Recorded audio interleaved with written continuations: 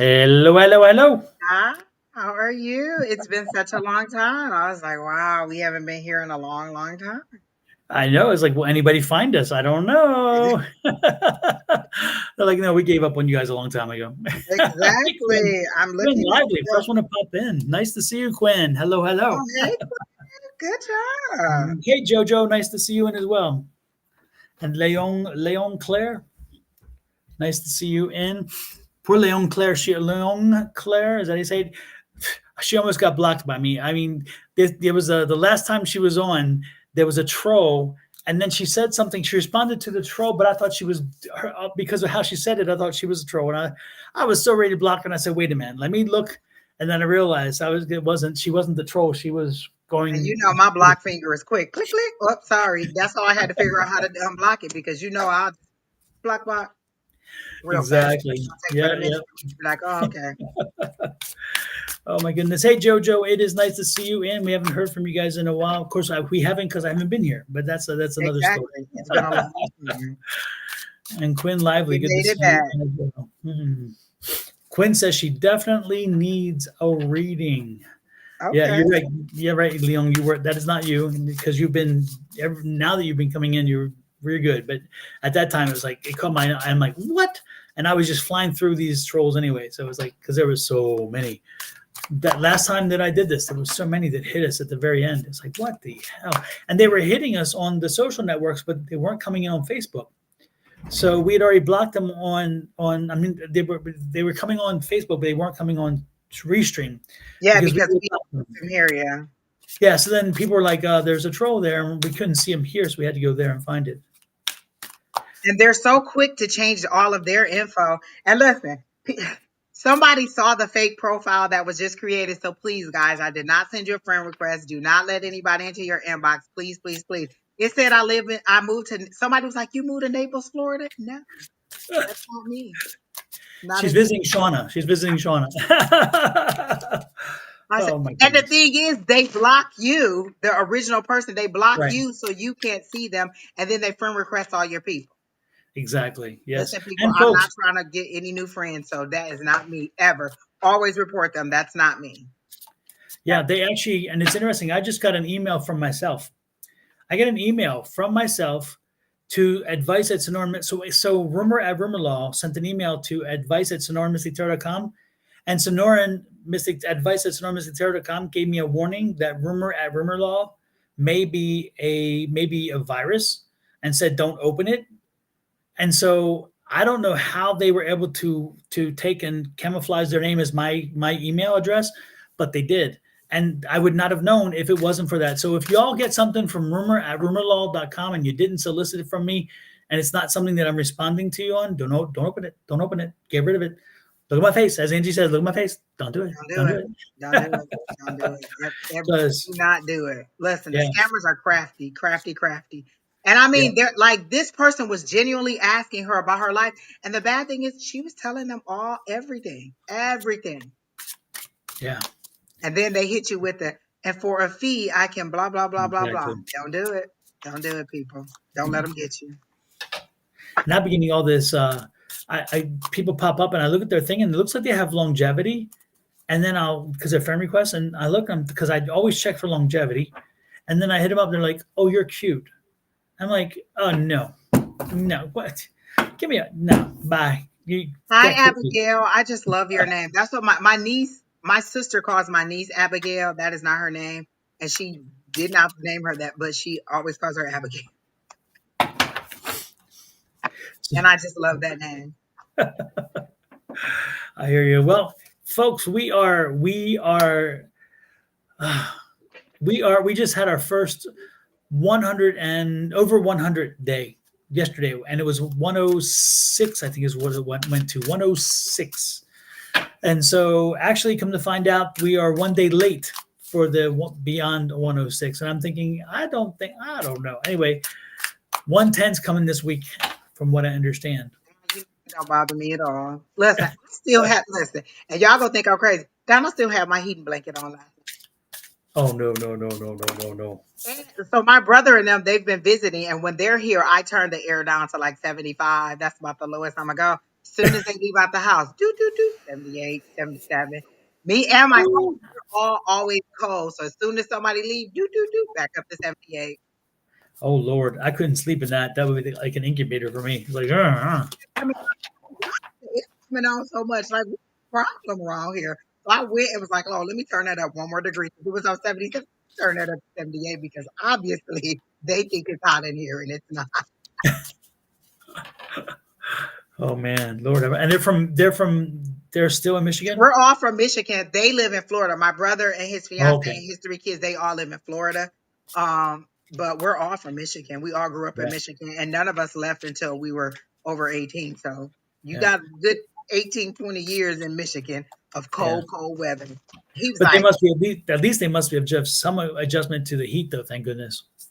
Uh, well, they're fine because Florida is kind of still like that Michigan weather, that humidity. So for them, they think this is like the worst weather ever, and I'm like, oh, please, I get to Florida person. Come on now, Uh, but yeah.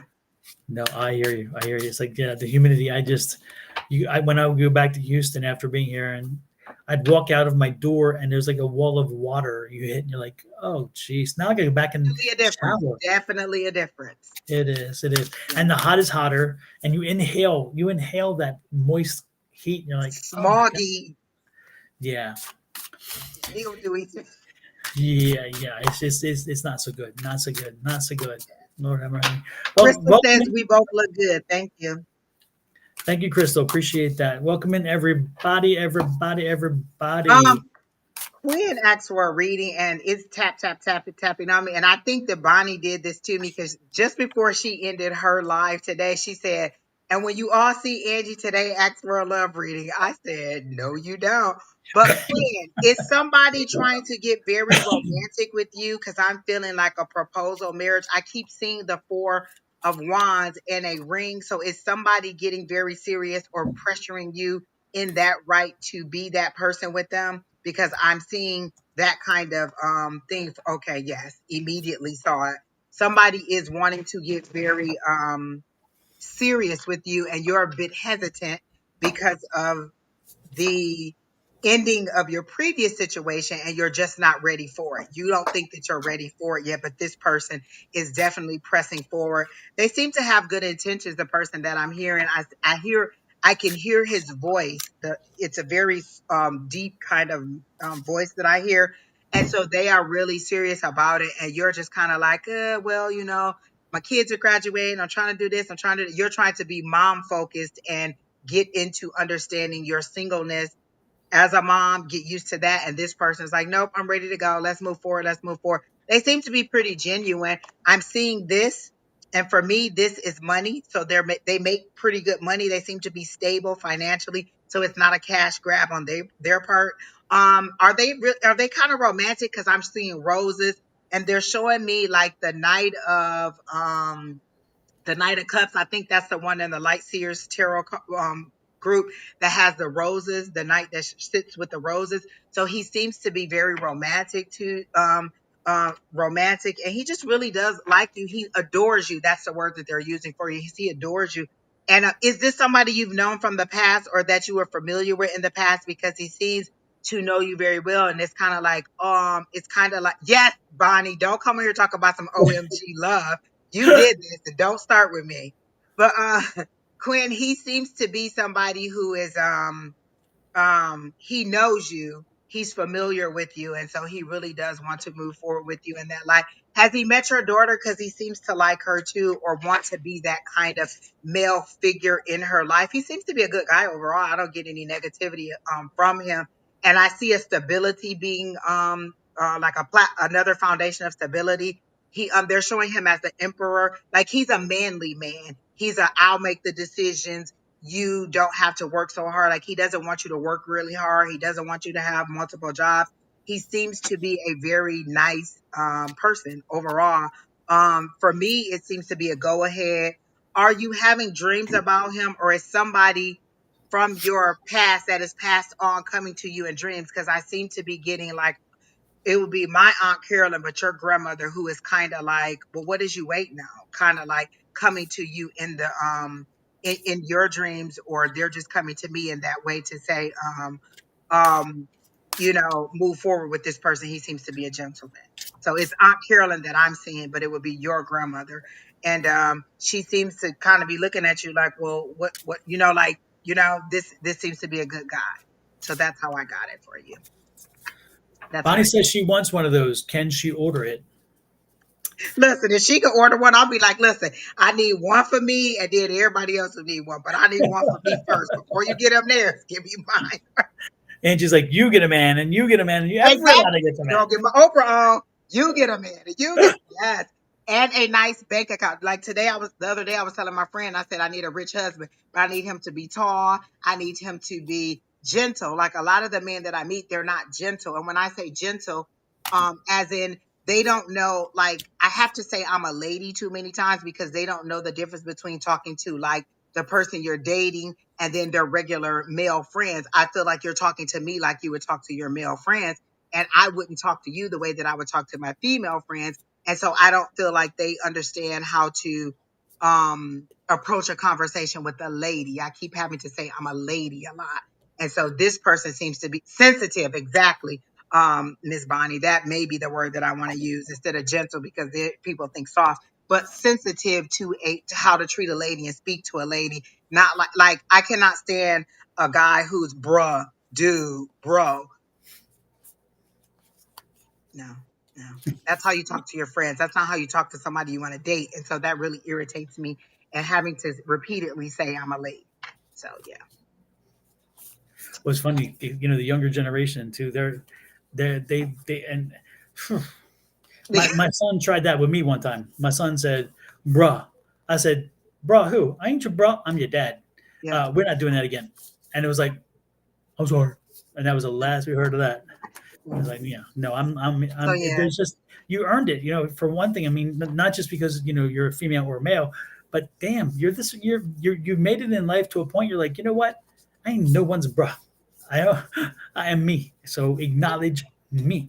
And then when I witness that you're talking to me the same way you're talking to your friends, because I've heard you on the phone with your friends and you're addressing me in that same, so you don't know the difference between like, how you talk to people.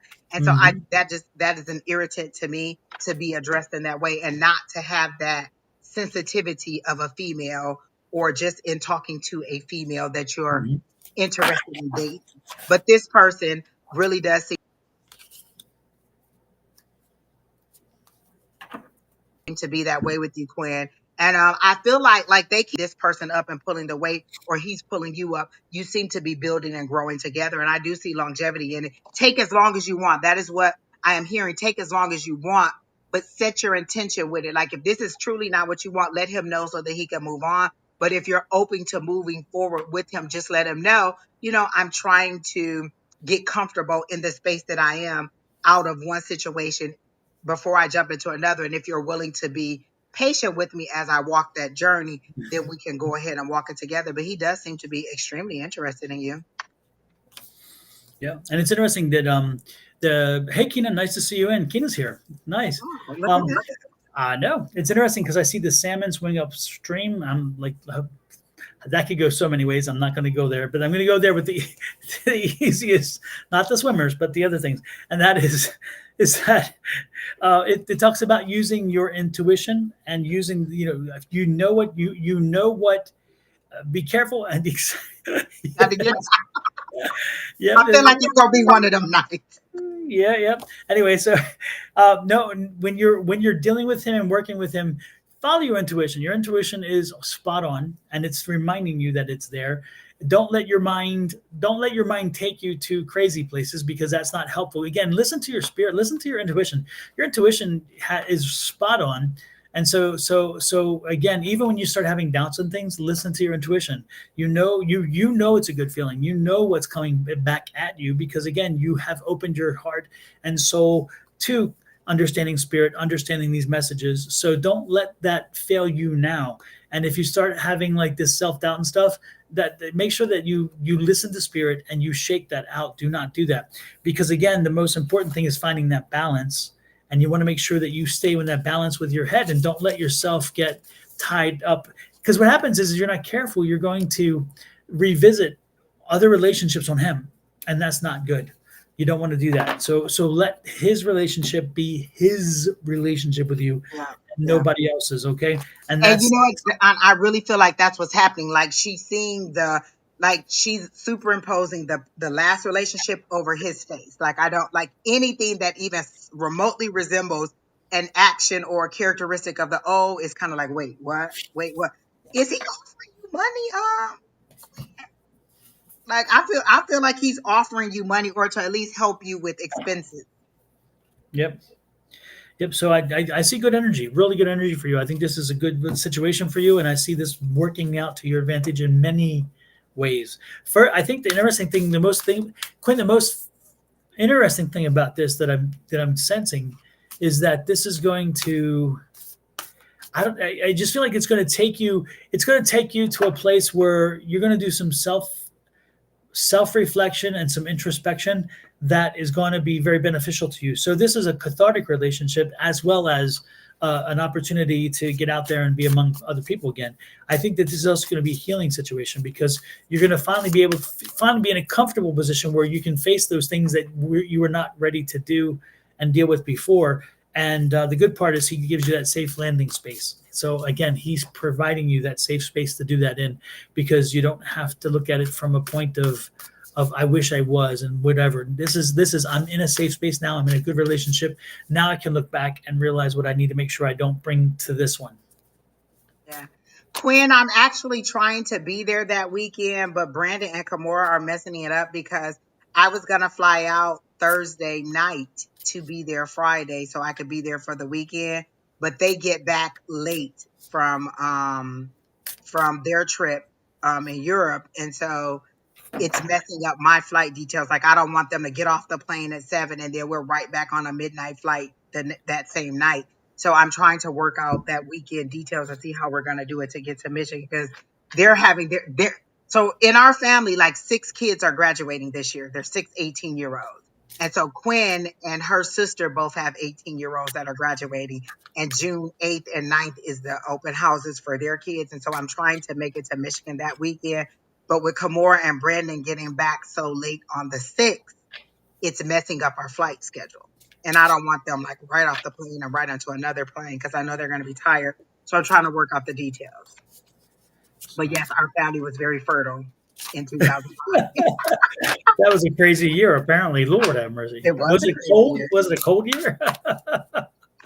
I don't know. It must have been because we got them about 5 or 6 of them.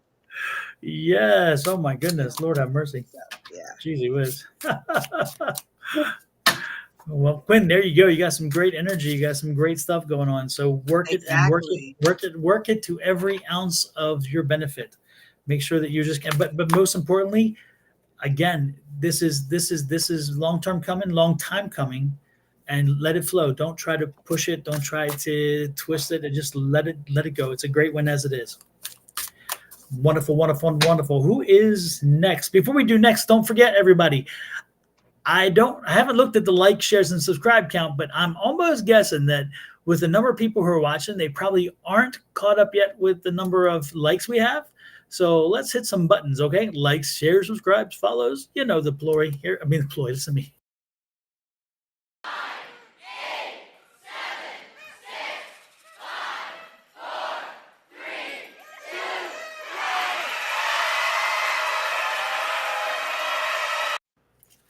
Exactly.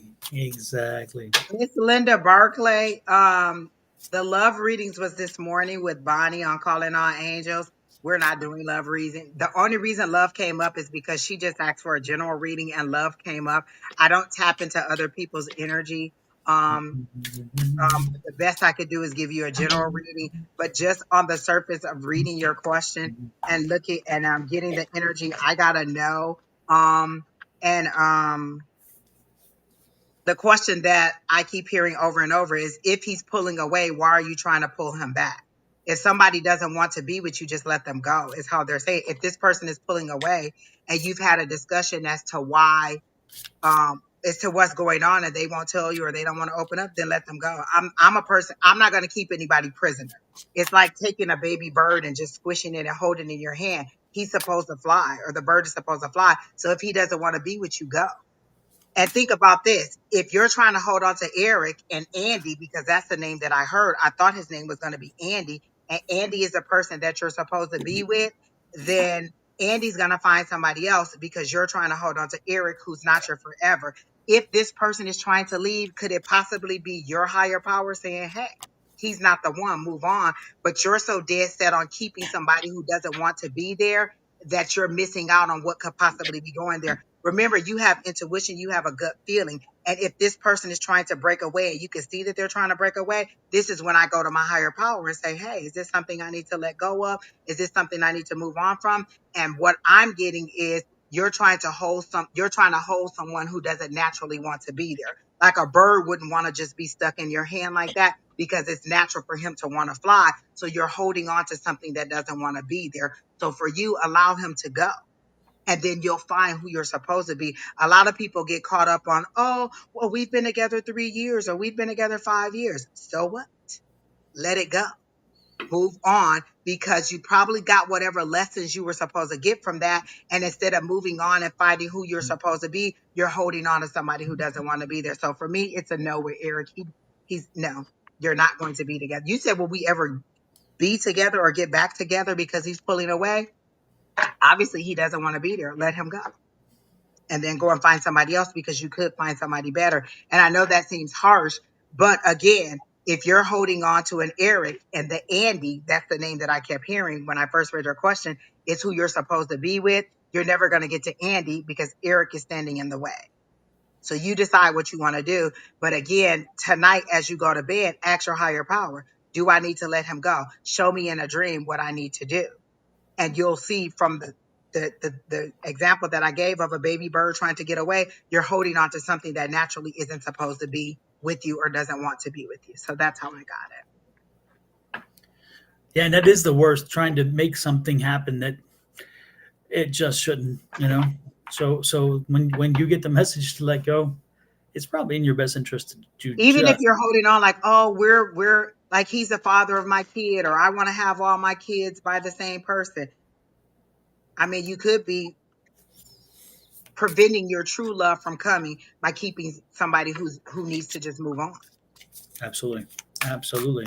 Don't forget, folks, give Angie some love over here. Click that button. Make sure you subscribe to her YouTube channel. If you haven't created one yet, go create one. What you waiting for? It's like a university. There's so much information on YouTube.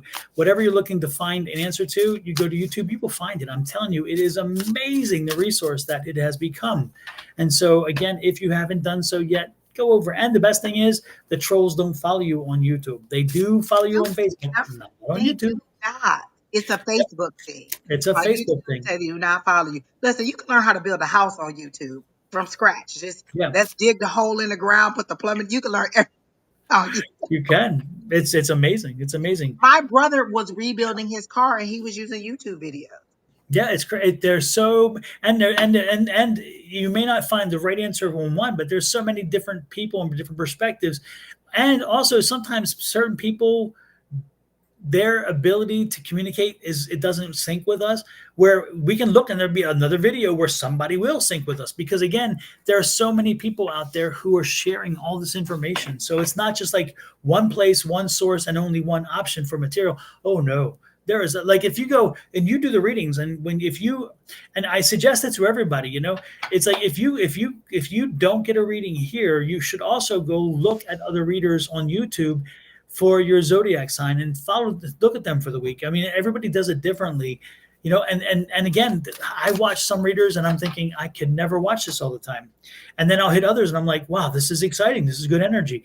And so I love it because I learn from watching, but I also I love to get readings. I love to get readings. I'm like a reading addict, As Uh, much as I learn what I do like, I also learn what I don't like. Like, oh, I oh, don't like that absolutely. style. I'm not going to do it that way. I'm not going to do this. And so you learn both ways, what you do like and what you don't like online. And for all of you who like, maybe looking for a job or something, I keep getting these posts that says Google and all these companies are offering all these free AI courses. And now that Brandon's done with his miraculous senior year, and I'm done with everything Brandon, thus far. I am about to take one of these AI classes and learn how to do this stuff. And like all these free classes listed, and you get certificates at the end of some of these. So I'm gonna go ahead and take some of these classes and get some certificates and learn how to do some stuff with like social media and just with learning how to edit videos and stuff. It's free, just really, really free. So imagine taking a free class through Google or whoever, and then being able to get a job because you learn how to do it. Like, Yeah. how easy is that? You got a free education on how to do some basic stuff, and now somebody can hire you to be a content creator. Yep. And it's free 99. Yep, yep. So I'm definitely going to take one of those classes. I keep getting the email and I keep sending the link to myself, so I'm definitely going to take one of them. And probably some other stuff too now that I have nothing but free time, and then just go ahead and learn some good stuff and how to do some editing, because y'all know I'm always posting videos. Don't let me learn how to cut and splice and add some crazy stuff in there. Y'all ain't gonna be able to handle me when I learn how to do that. And yeah, I will be hireable then, because you can't hire me to do that. I will do it Yes, for a can't put nice that genie fee back though. in a bottle. Won't be able to put that genie back in a bottle. Exactly. Exactly. Yes, yes, yes, yes. So who is next that you're drawn to, Miss Angie?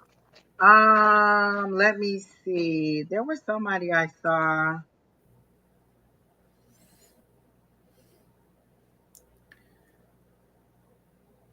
Well, who's the lady that you saw first? Was it the lady from China? What was her name? Leon, Claire. Claire? Leon. Yeah. Okay. And I like hers because she said job. No love. Bonnie done threw the love all over everything and everybody wanna know about love. But now this one is about job. I can take this one. When will I get a new job? I'm in China. You can't find a job in China? Hey, Christina, nice to see you in. I find that hard to believe. Um, okay. Immediately I heard, what are you looking for? Like you seem to be all over the place. Like you seem to be like, I'll take anything instead of being specific. Like you're like, I'll take this job or this job or this job. Like you'll take anything, and then you're not happy with what it is that you chose or what it is that is coming your way, because you're not specific about what you want or how you want to do it, and how to like what your desire is. Like if I was to take this magic wand and I was to send the job to you and they were to call you tomorrow, what would it be? What would that job be? How much money would you make? Would you work from home? Would you work in the office? What industry would it be? Would it be technology? Would it be education? Would it be business?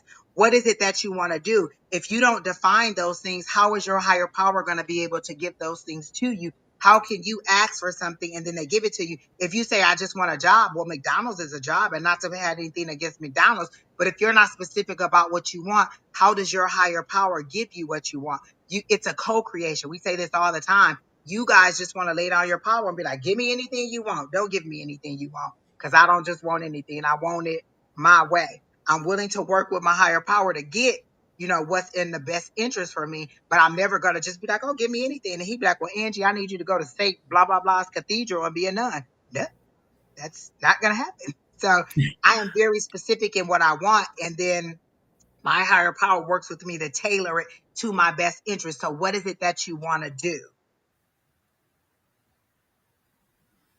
Oh, she says they asked her to leave. So she's looking for something else for a teacher. Oh, then that's so there's no other schools that you can go to? Teachers are in demand everywhere. Like that seems to be Absolutely. something like, have you ever thought about even teaching like Chinese online? Or you could be a person that teaches Chinese to people online that's in the US. Like there's a lot of things that you could do. How have you thought about marketing yourself? And if you're a teacher, you could be like a corporate, have you ever thought about doing like corporate HR and being a trainer in that, right? Like training adults on how to do things.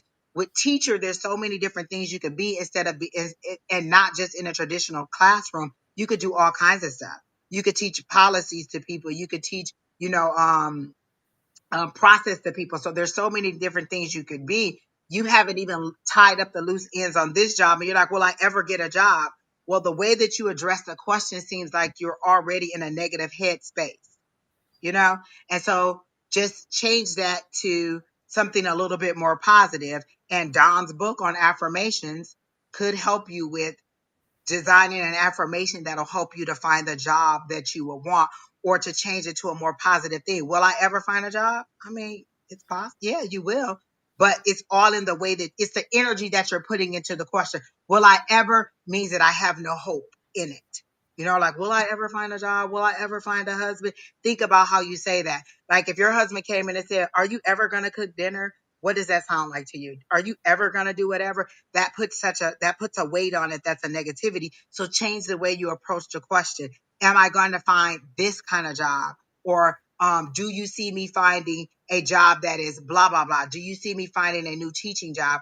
Or you can change it to, I love my new teaching job. I love my new job at this. So it's all in the wording that you use. But I do see you finding a new job. It's just changing your mindset on how you want to do it. But I don't think it's going to be in a traditional classroom.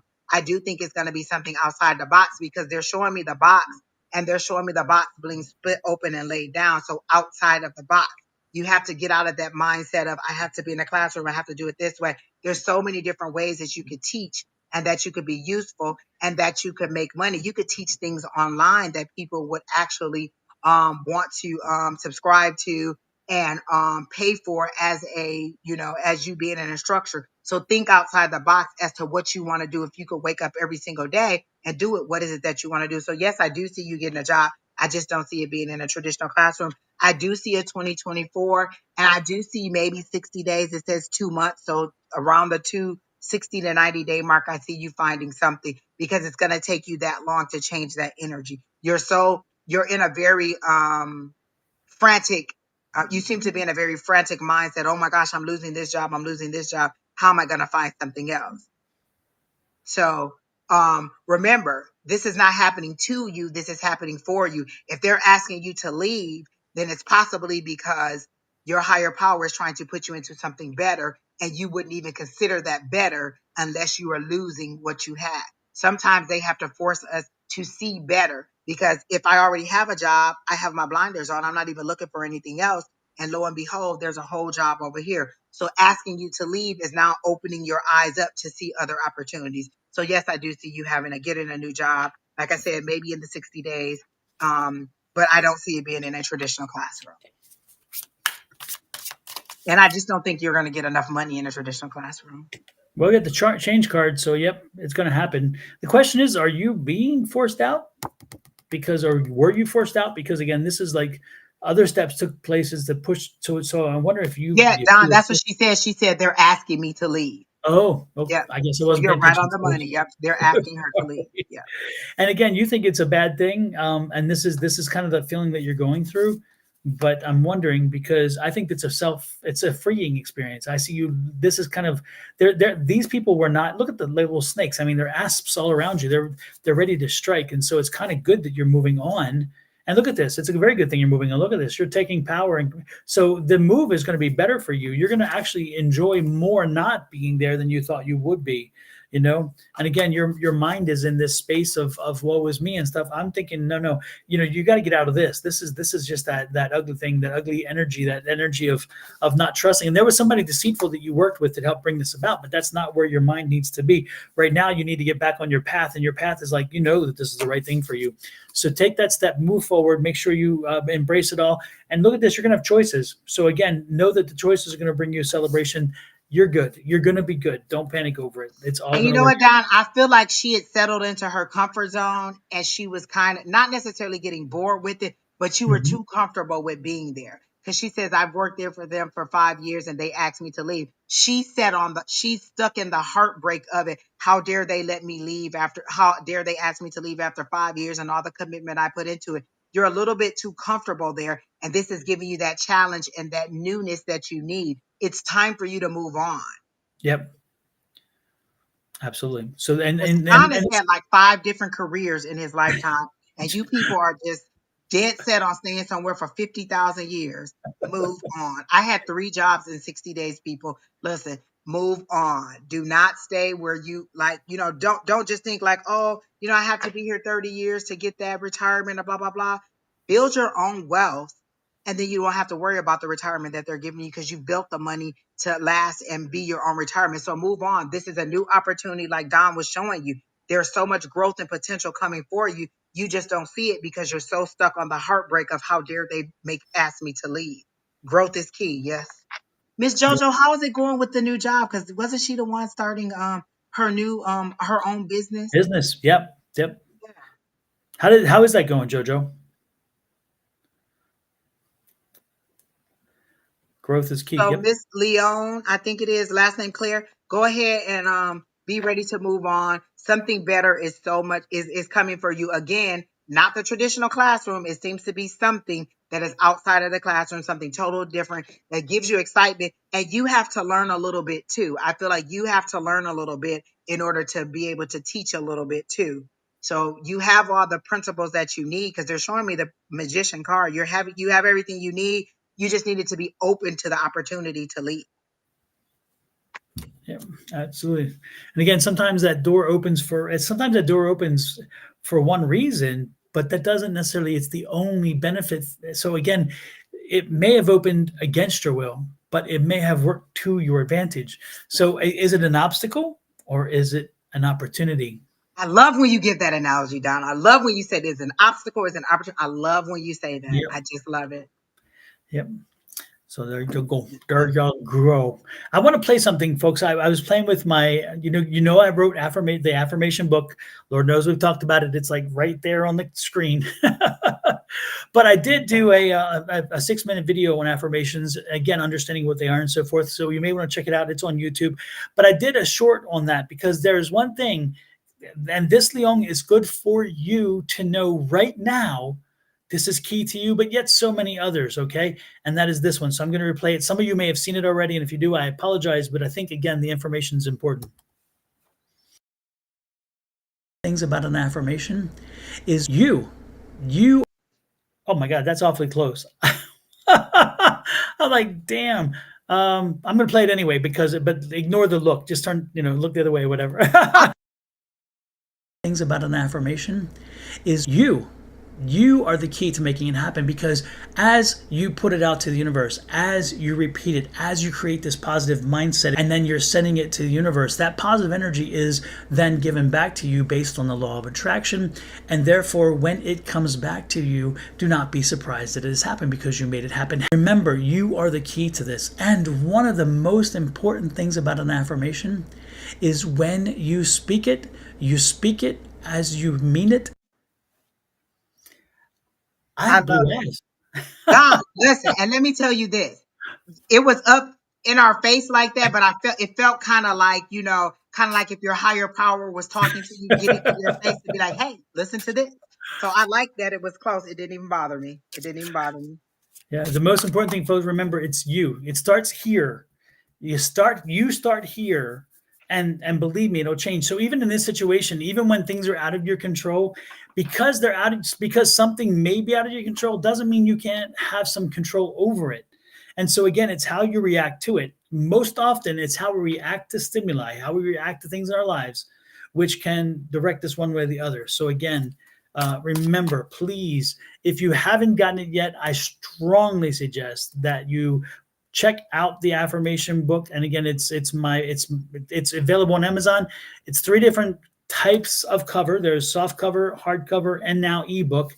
But again, this will take you there.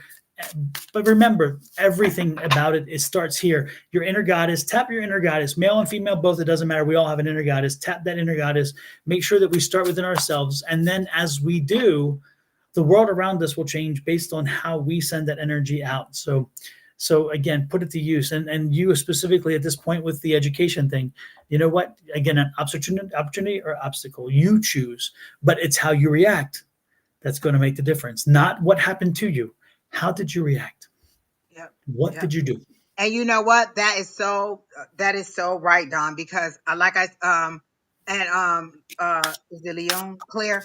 I feel like this is your higher power, like, because they could have just came in and told you to leave, like, and you got blindsided. They're giving you the opportunity to find a new job or to digest this moving on. And so you're getting that opportunity. Like, my higher power has been coming to me telling me, hey, you're about to be presented with an opportunity. Don't see it as a punishment for something. It's something that we're moving you on. Like my higher power can see what's happening in my department. They can see what's going on. And before all of this goes to the left, we're going to move you to the right and we're going to move you forward. So they've been on me over and over and over and over and over saying the same thing. See this as a blessing. See this as a blessing. But they didn't want me to be blindsided by it and think like, oh my gosh, she's about to lose her job, or oh my gosh, this is a punishment. They were clear to me when they said, don't see this as a punishment. See this as a moving forward and getting kind of what you want.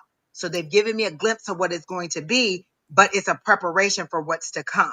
Now, the problem is it's taking too long for me to come. Like y'all should have just told me closer to the date, but I'm waiting on it. But again, you have the time to prepare. They're asking you to leave, so you have a time to look for a job and to prepare for your future. You didn't just go in. Like my niece works for this company, and I'm not going to say. They just did a downsizing of 400 people, and this is how they came. This is how they found out. They came in and scanned their badge. If your badge worked, you went to work that day. If your badge didn't work, it was a little pop-up that says, unfortunately, you no longer work here. Somebody from HR will be contacting you with your next step. And What? that's how they let them know, flat out. You came in, you punched in, you either got a green to go or you got a red to go back home. Well, that's a fine That's how do how you they do, let isn't them it? know. So at Damn. least you got some kind of warning to say, hey, we think that you should move on. But again, see it as the blessing. What did Don say? It's an obstacle or an opportunity. It's an opportunity for you to expand and to move on and to get whatever the next thing it is that you need. You may not think, well, I didn't ask for a new job, but you may have asked for a new challenge to learn something new or to meet new people. And this is the way that they give it to you. So don't ever despise the way that you get it. Just be happy in how you're moving on and that you still have a job while you're looking for something else. So again, the job is coming. Be prepared for it, but look outside the box for it. Oh, she said she had 4 months. What kind of job give you 4 months? They usually be like, yes, you go to the left and you will pack your things up and send them to you. Your job is nice. They're giving you 4 months to get it together. Oh, that is perfect. You're getting something very good. Yeah. To the left, everything you own in the box to the left. Yeah, exactly. One of my friends, she worked for this college. You know those colleges that kind of went out of business, like Everest and all those colleges that have Mhm. those big scandals. She was working for one of those schools. So they came in, they all went to lunch, and when they came back, they all had been fired. Oh Jesus. Jobs are scandalous. They do not care about you. You will be in there with your longevity. You'll be in there coughing and hacking and, oh, I gotta go to work. I gotta go to work. And they'll be like, yes, 1, 5, and 7 get to go home. 2, 4, and 6 get to stay. Like they are so random in how they do it. They do not care. And so I'm not saying be disrespectful at your job, but if something better is coming for you, be willing to move on. Hmm. Absolutely. Absolutely. So that's what I got for you. And I think it's going to work out good. Like Don, like you said, it's going to be very good for her. Mhm. Who is next, Miss Angie? There was let me see, a person that I saw. Um, gosh, where they go? Stacy Niswanger says she's been trying to get a read for a couple weeks. And then there's also Sonia Tapia. So whichever one. Okay. Stacy, is there something specific, or are we doing the general? What's going on here? Or did you leave us already, Miss Stacy? I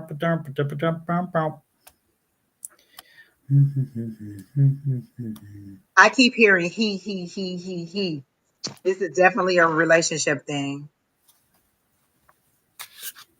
for Miss Stacy. There's a he. Say There's what? General? What? There's General Upstairs. Bonnie has jinxed you with the love stuff. What is Exactly. that? Bonnie, listen, Bonnie, I'll come to Florida. You do? No, you're not in Florida. I don't know if I come to Tennessee. That's a whole different world. A cold world. Let me see, Stacy. Let me see. Let me see. I keep hearing he's not doing what you think he's doing. So it's a male, but I don't feel like it's a romantic relationship. Do you have a son that you think is getting into some kind of? It's a younger male that you think is doing something deceptive or something that you don't know about. Because I keep hearing he isn't doing what you think he's doing. So do you have a son that you think is getting in trouble?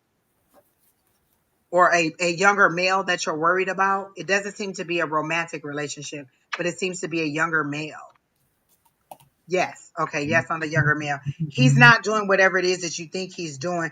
And it feels like something joyous. Like when you find out what it is, you're going to be like, oh, well, why didn't you tell me? I could have helped you. So I don't feel like whatever it is that you're thinking, like you're thinking worst case scenario, like he's like, working with a drug cartel or something. It doesn't seem to be as sinister as you're thinking in your mind, because as parents, we're like, oh my gosh, they're not telling us this.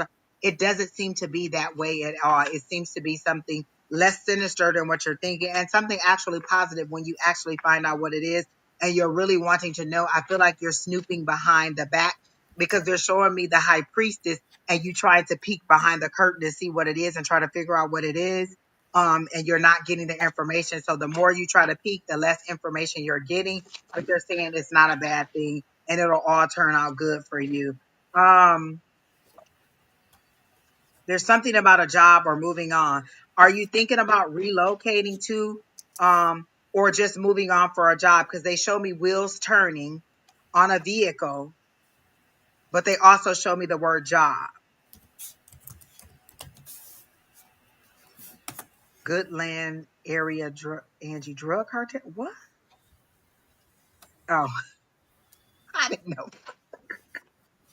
So are you looking for a new job, or are you thinking about moving? Because they're showing me wheels spinning on a vehicle, but they're also showing me the word job. So if you're ready to move on to a new job, it seems to be positive because the wheels are spinning. You just haven't started to car to move. Like you're not stuck in the mud. You're on dry land. You just haven't hit the gas to move forward.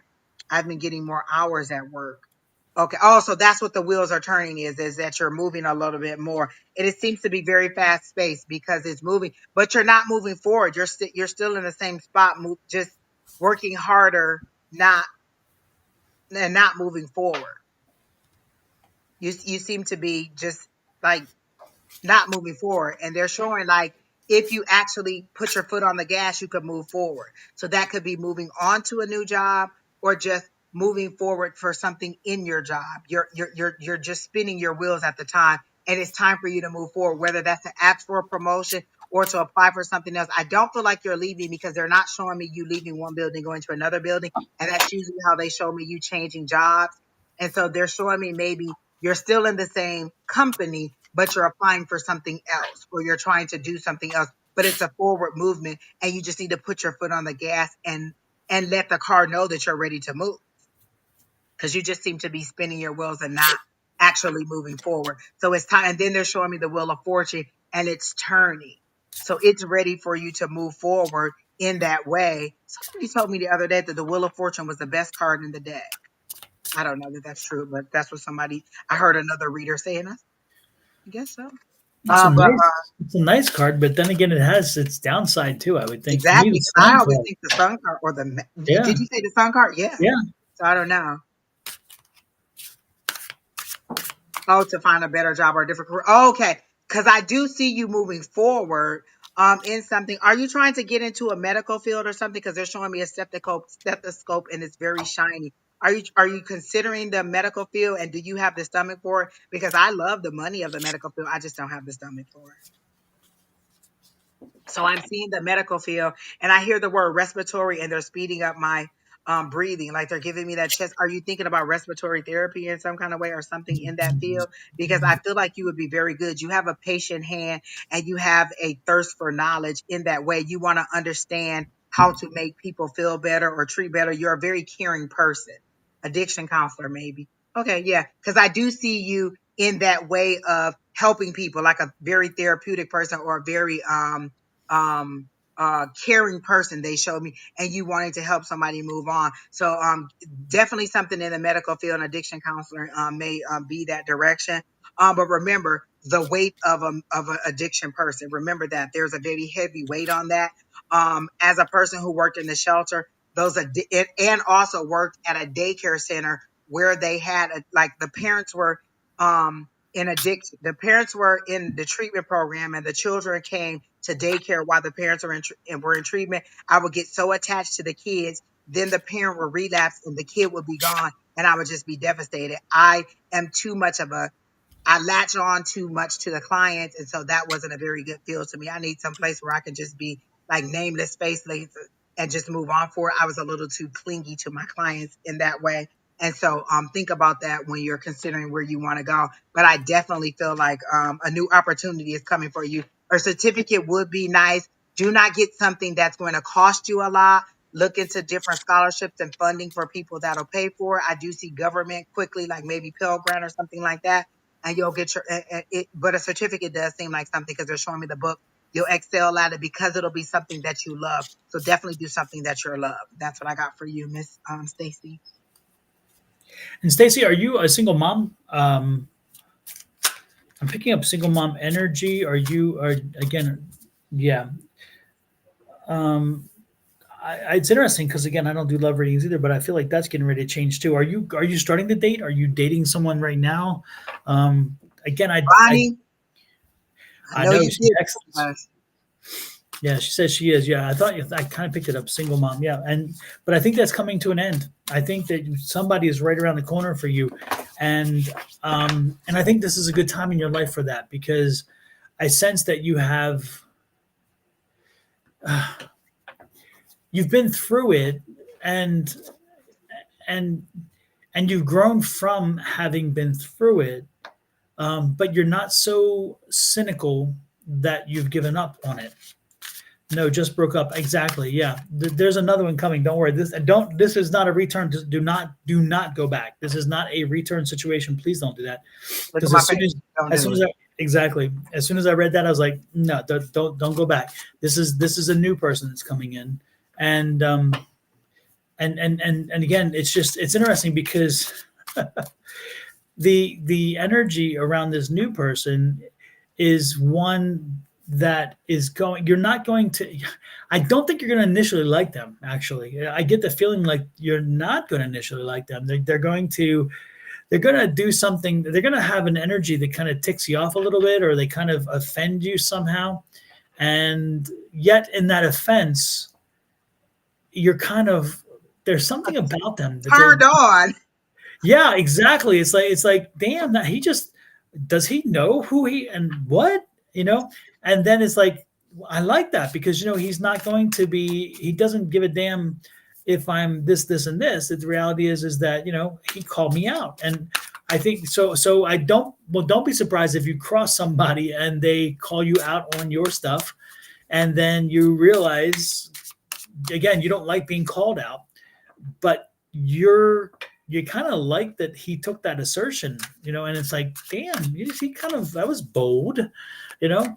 So I like the energy about this guy. He's a no nonsense guy. He's a guy who is I don't know if you like him tall, but I'm getting the tall energy, but he's confident, not cocky, which I like.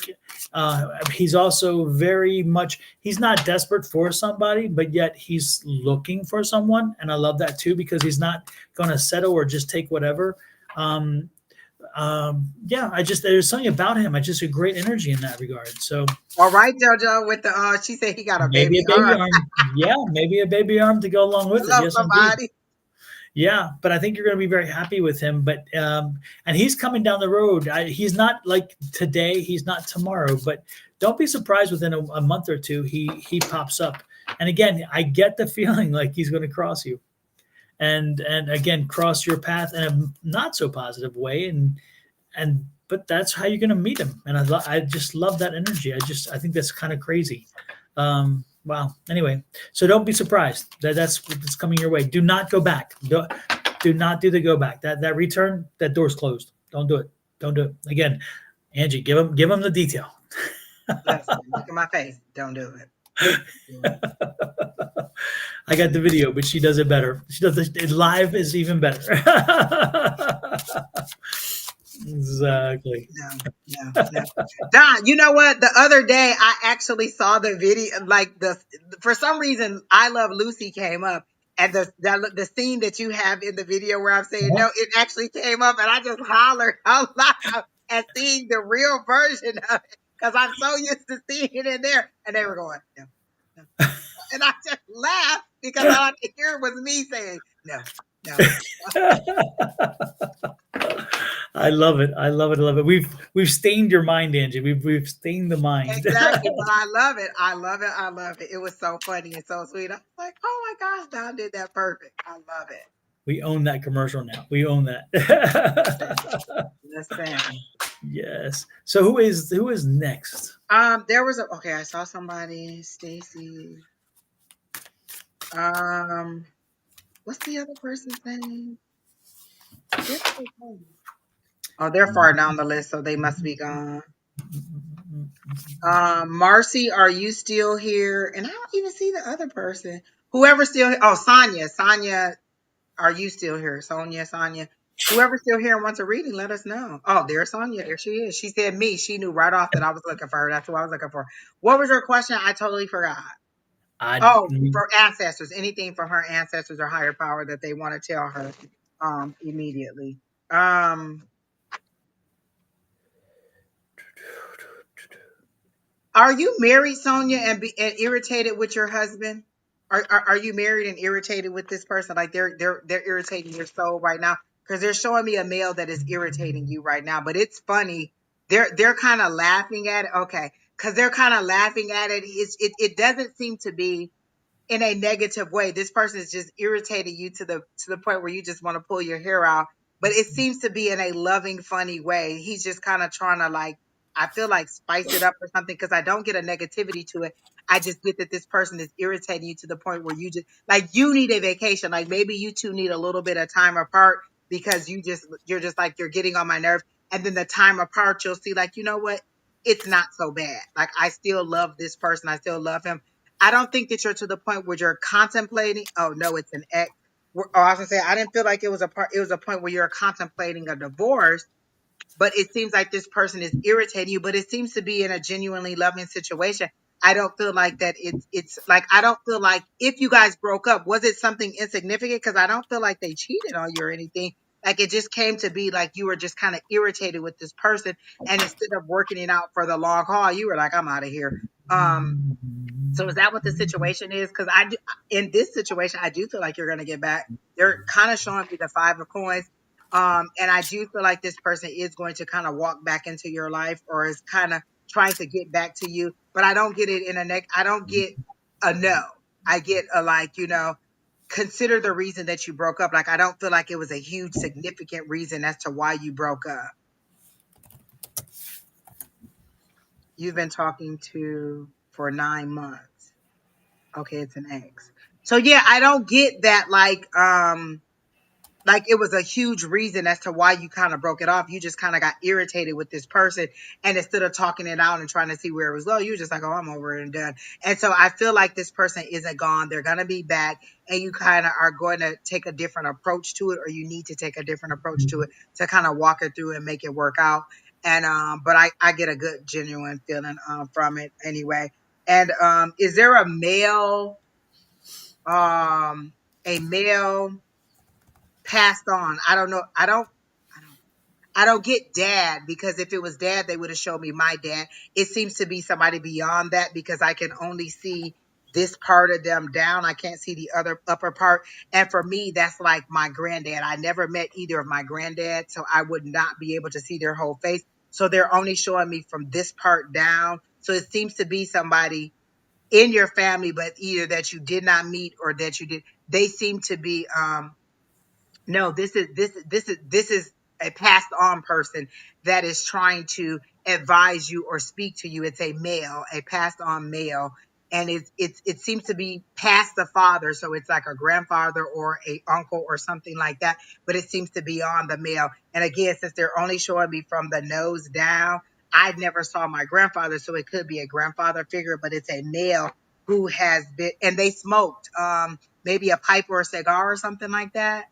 Did you have somebody who smoked a pipe or a cigar or something like that? Or some kind of maybe chew tobacco or something? It's something to do with cigarettes or tobacco that they're showing it to me. I'm not getting the smell of any kind of thing, but it's something about um uh cigarettes, tobacco, cigar, pipe, or something like that for this person.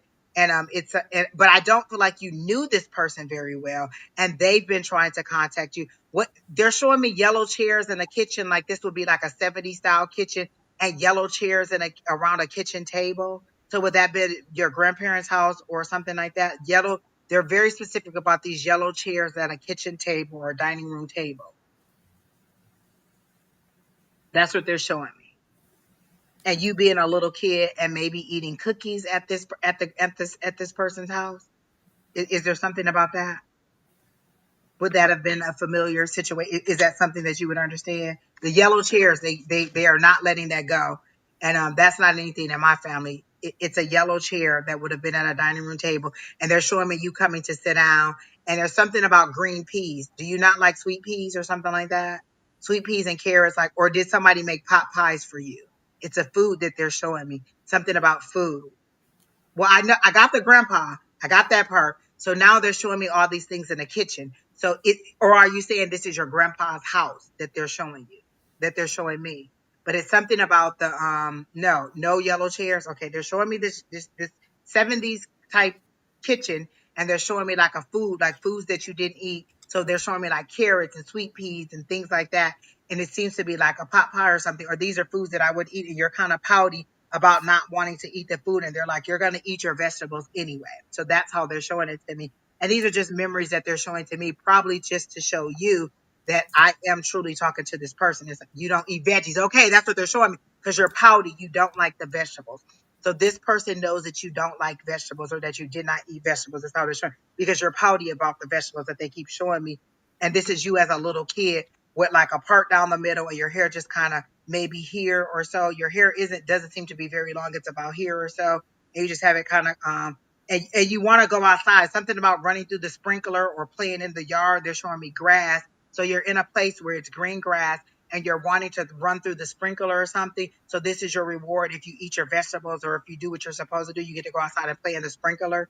And I don't feel like you're the only child. Do you have a brother? They're showing me maybe a brother or a male that they're showing to me.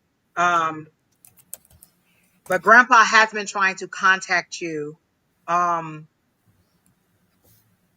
is there something about his cologne or a male? There's a male cologne that I'm getting too. Something about the way that he smelled. You would know from the cologne, or something about the way that he smelled that was enjoyable to you. It's a specific smell or a cologne or something. But he has been trying to contact you in different ways, and you're just ignoring it, or you're feeling like it's a coincidence. And he's just trying to get it, and not for any specific reason, not like an ominous, oh my gosh, there's a tragedy coming, just in a comforting way, because you're going through a lot and you're seeming a little bit overwhelmed, and he just wants to comfort you as a grandfather would comfort you, and let you know that you're moving in the right direction, and you're still like something about being his favorite girl or something like that. Is that something that he would say? Old Spice. Okay, because they're showing me this. And he wants you to know that he's still looking out for you. He's still protecting you, and you're still moving in the right direction. Are you crying right now? Because I'm getting tears. They're showing me tears, and you're a little bit emotional. Is how he's showing it to me. But he's kind of getting a tissue to wipe your tears. Did you fall and skin your knee? And there was something about him telling you to be a big girl and to stop crying. And he didn't want you to look at the scrape on your knee, because it would make you cry. And he cleans it all up, and he cleans your face with a little napkin or whatever. That's how he's kind of consoling you. You're a big girl. You can make it through this. Yes, it is a scratch on your knee, and yes, it is a little bit painful, but you're a big girl, and you're going to move forward, and you're going to be okay. He wants you to know that he's still there, making you feel better, and you are moving in the right direction. Stop thinking that you're like, he's showing me all these little question marks where you're feeling confused, like you don't know what you're doing. You are moving in the right direction, but you're also listening to too many people that are telling you what their shoulda, woulda, coulda would have been. And if you just talk to him like you are talking to me, or like I'm talking to you, you would receive from him. What's this about a cassette deck that he's showing me? Something about a cassette that you would put in there. It's either a favorite song, or some kind of boombox, or a cassette tape that you would have put in there that would have reminded you of him, or a boombox or something that he's showing me. But he is trying to contact you, and he just wants you to know in a loving way you are moving in the right direction. Filter out all this right here from everybody else, and listen to your heart, and speak to him just the way you normally would, and you'll receive the messages from him in the way that you want to. So that's what I got for Miss Cynthia. Well, it's interesting that you picked up on that energy, because I was picking up on an energy as you were speaking as well, but it was interesting because I was not sure whether it was Sonia or it was the previous person, and it was a female, but it was a female redhead. She wasn't when she passed. She wasn't redhead. She wasn't red any longer, but she was a redhead, and this was like a mother grandmother figure. Sonia, is that do you is that somebody who, again, did you lose a mother or grandmother, or even Stacy, if you're still here, a mother or grandmother, and your grandmother would be on your mother's side who was a redhead? Stacy, you're a redhead. Okay. But did you have a mother or grandmother who is on the other side who was a redhead? Because I was picking up that redhead energy from somebody who's crossed over. And so I didn't know if it was you or Sonia, because it was like right in that interchange as we were moving forward. And then when you picked up that energy, I was thinking it could be either way. But then you picked up male, but I was picking up female. So does either of you have a mother or grandmother redhead on the other side? My mother-in-law was a redhead. No, it wouldn't be a mother-in-law. This is a mother, or my great-grandma was slightly. Sonia, you said yes. Yeah. What so you had a mother, or you have a mother or grandmother who's on the other side who is redhead? Yes, she's passed. The redhead is the key part of it, people. That seems to be the key part. Yeah, exactly. So my grandma. Okay, your grandmother was redhead. Okay, and that's what. Okay, then, and this is the grandmother who is your mother's mother, Sonia. And say yes, my mother's mother, or no, not my mother's mother again. Oh, that is correct. She passed, but had red hair. But that was. Oh, Stacey, both of them are. I got lots of red hair all around me. Lord have mercy. Yeah. So yeah, Sonia. Okay. And which one is the shorter woman with a slighter build, who was not very aggressive, not very pushy? She pushed in her way, but she was very. She was like an old. She was of a generation when women nudged, but they didn't push. You know what I mean? Does this the Stacy or Sonia, the one we're talking that you think I'm talking about, would that fit them? Again, slight build, shorter, and again, very demure, not very aggressive, not very pushy. They nudged, but they did not push. Yes, both. What's weird is, as you're talking about it, I see two old ladies like, he's talking about me. He's talking about me. In the spirit, though, they're like, no, it's me. No, it's yeah. It's interesting because, okay, so which one? Oh man, I'm trying to get information that will be so specific that one of you would know exactly who this was. Well, I asked her if she was a smoker, and she wasn't. So does that eliminate, again, because again, this was not a smoker. So they helped alleviate that gave me something, because I asked them, did you smoke? I go down this list in my head with them. So this was not a smoker. Would that alleviate one of you off the pictures? Asked about a piano. I heard something about a piano when you said something very specific. What's with the piano?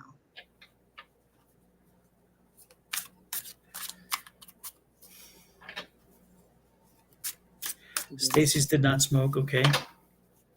And Sonia, did your mother, grandmother smoke?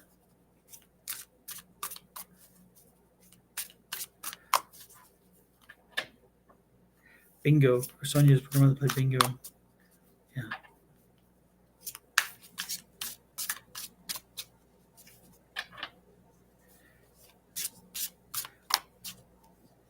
Okay, I'm trying to have her give me something that I can really, it's like evidential, something so evidential that it'd be specific, and she's not really.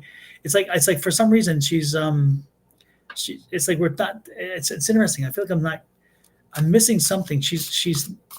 Did one of them speak in an accent? Did one of them have an accent, or one of them have dementia, and therefore the communication or something? There's something about a communication problem I'm having with them. So did one of them have a communication issue, or did one of them have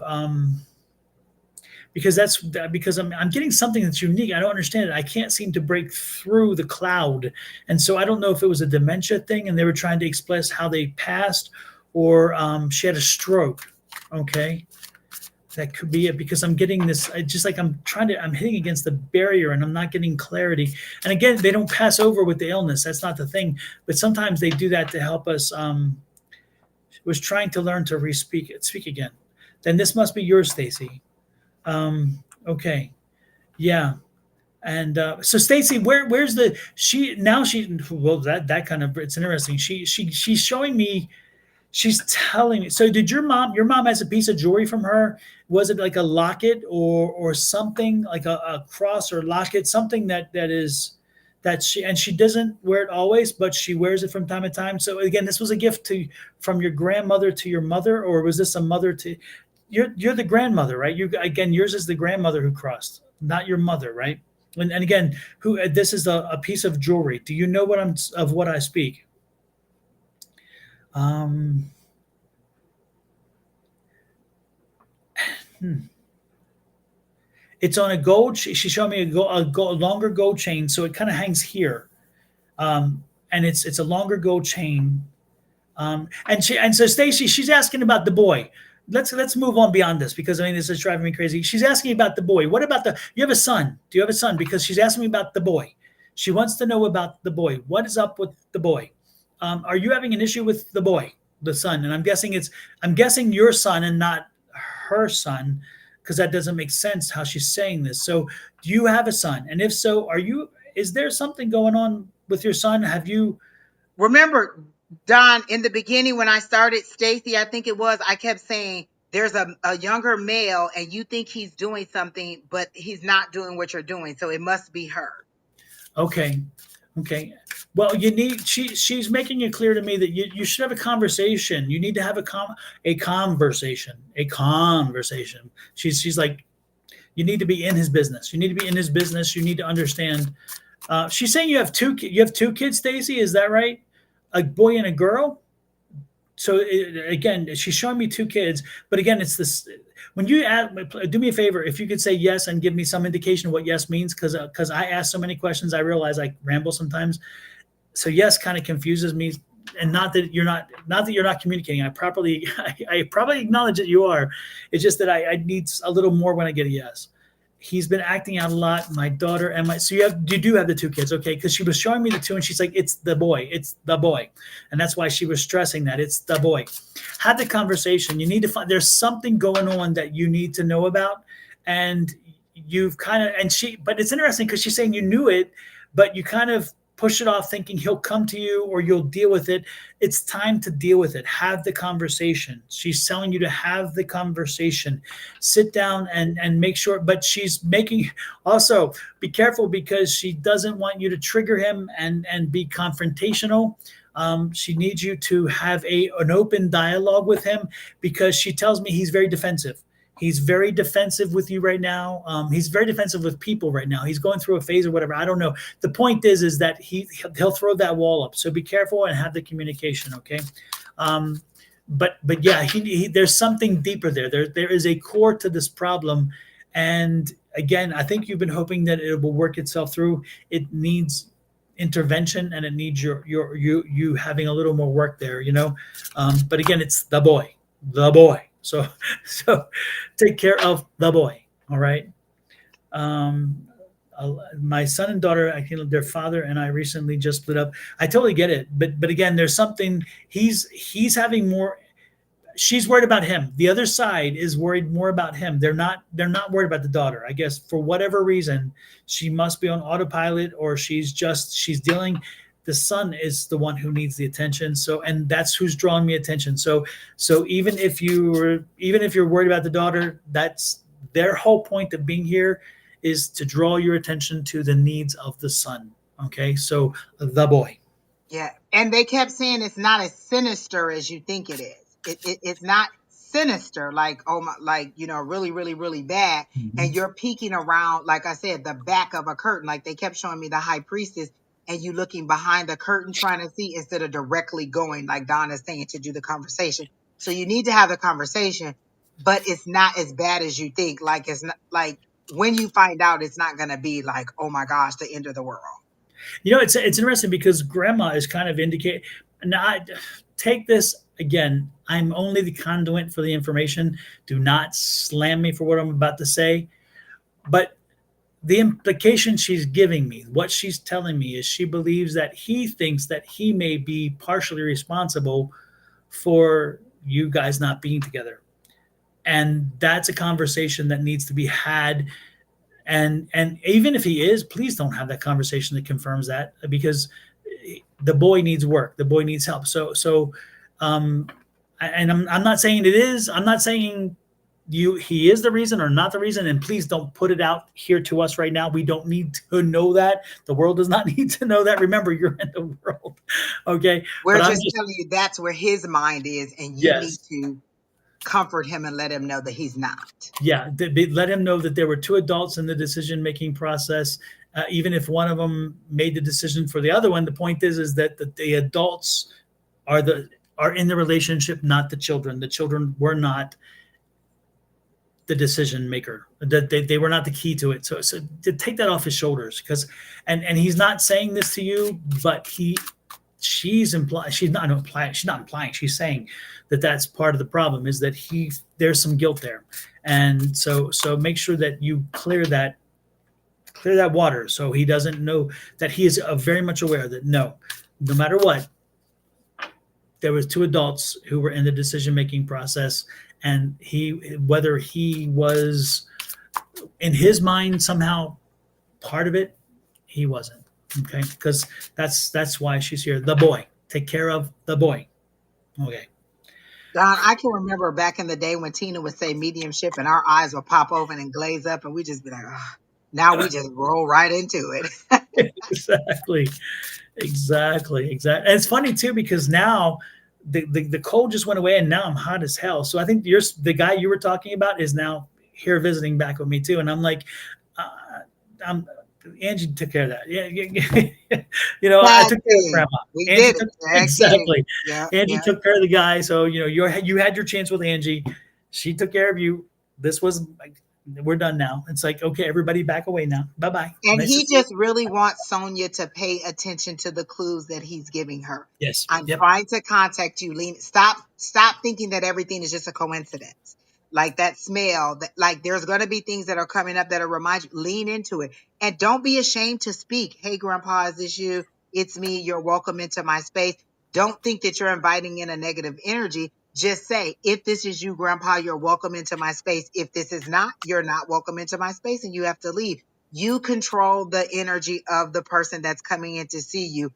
Our that is one thing our mentor Tina told us, is you control the spirits. They're not going to just inundate you unless you allow them into your space. So this is your grandpa. Don't be afraid of your grandpa. Go ahead and have that conversation or speak to him the way that you need to speak to him.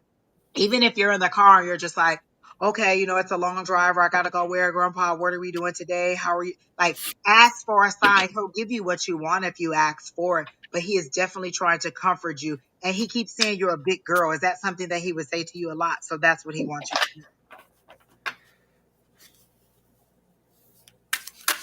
And then Dora Mal, is it Dora? Rachel, your mom, is she still here? Dora Explorer, It's are you about the here? house that she wants to sell. There's and not when I say a negative energy, like you just kind of need to sage the house.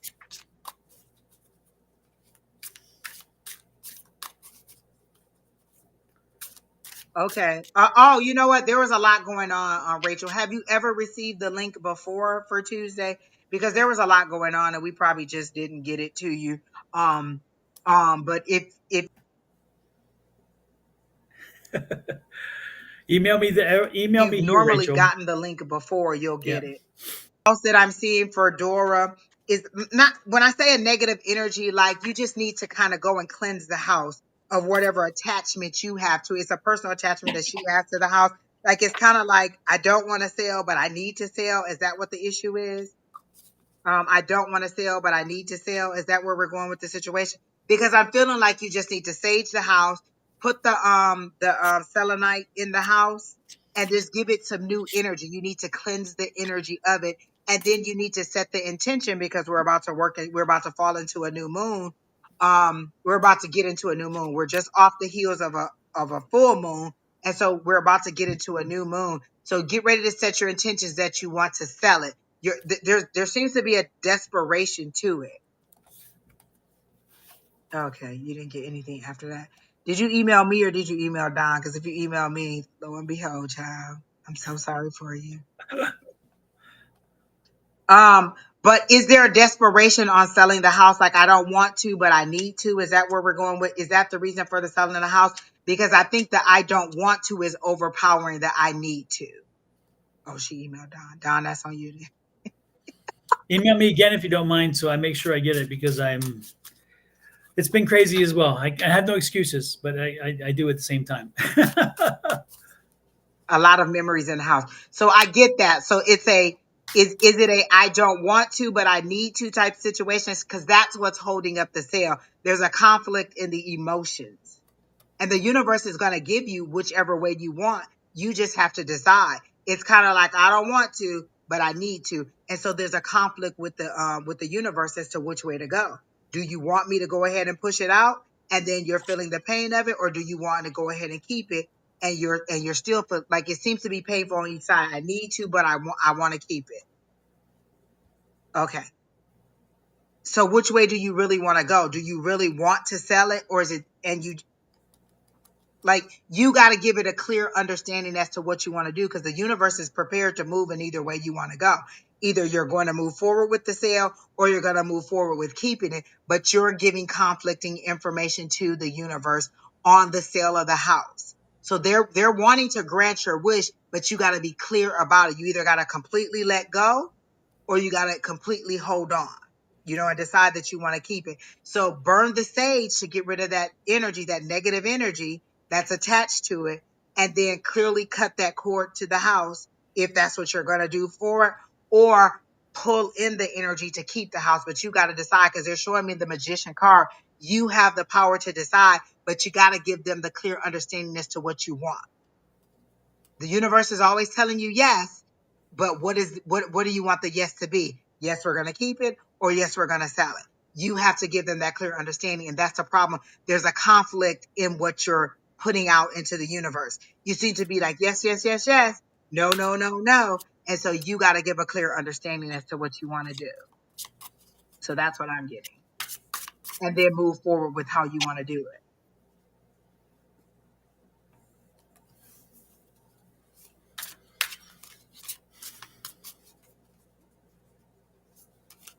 So all I get is that there's a lot of memories in the house. So Don, that's what I'm getting from them, is that there's a huge conflict in it, and that's why the house hasn't sold yet. But there seems to be a desperation. Go out. Take what I would suggest is to go find a St. Thomas, St. Christopher. Which one is it? What is Let me go on my phone real quick. There, go find. Also, you can do this usually at a religious supply store, or you can also find it.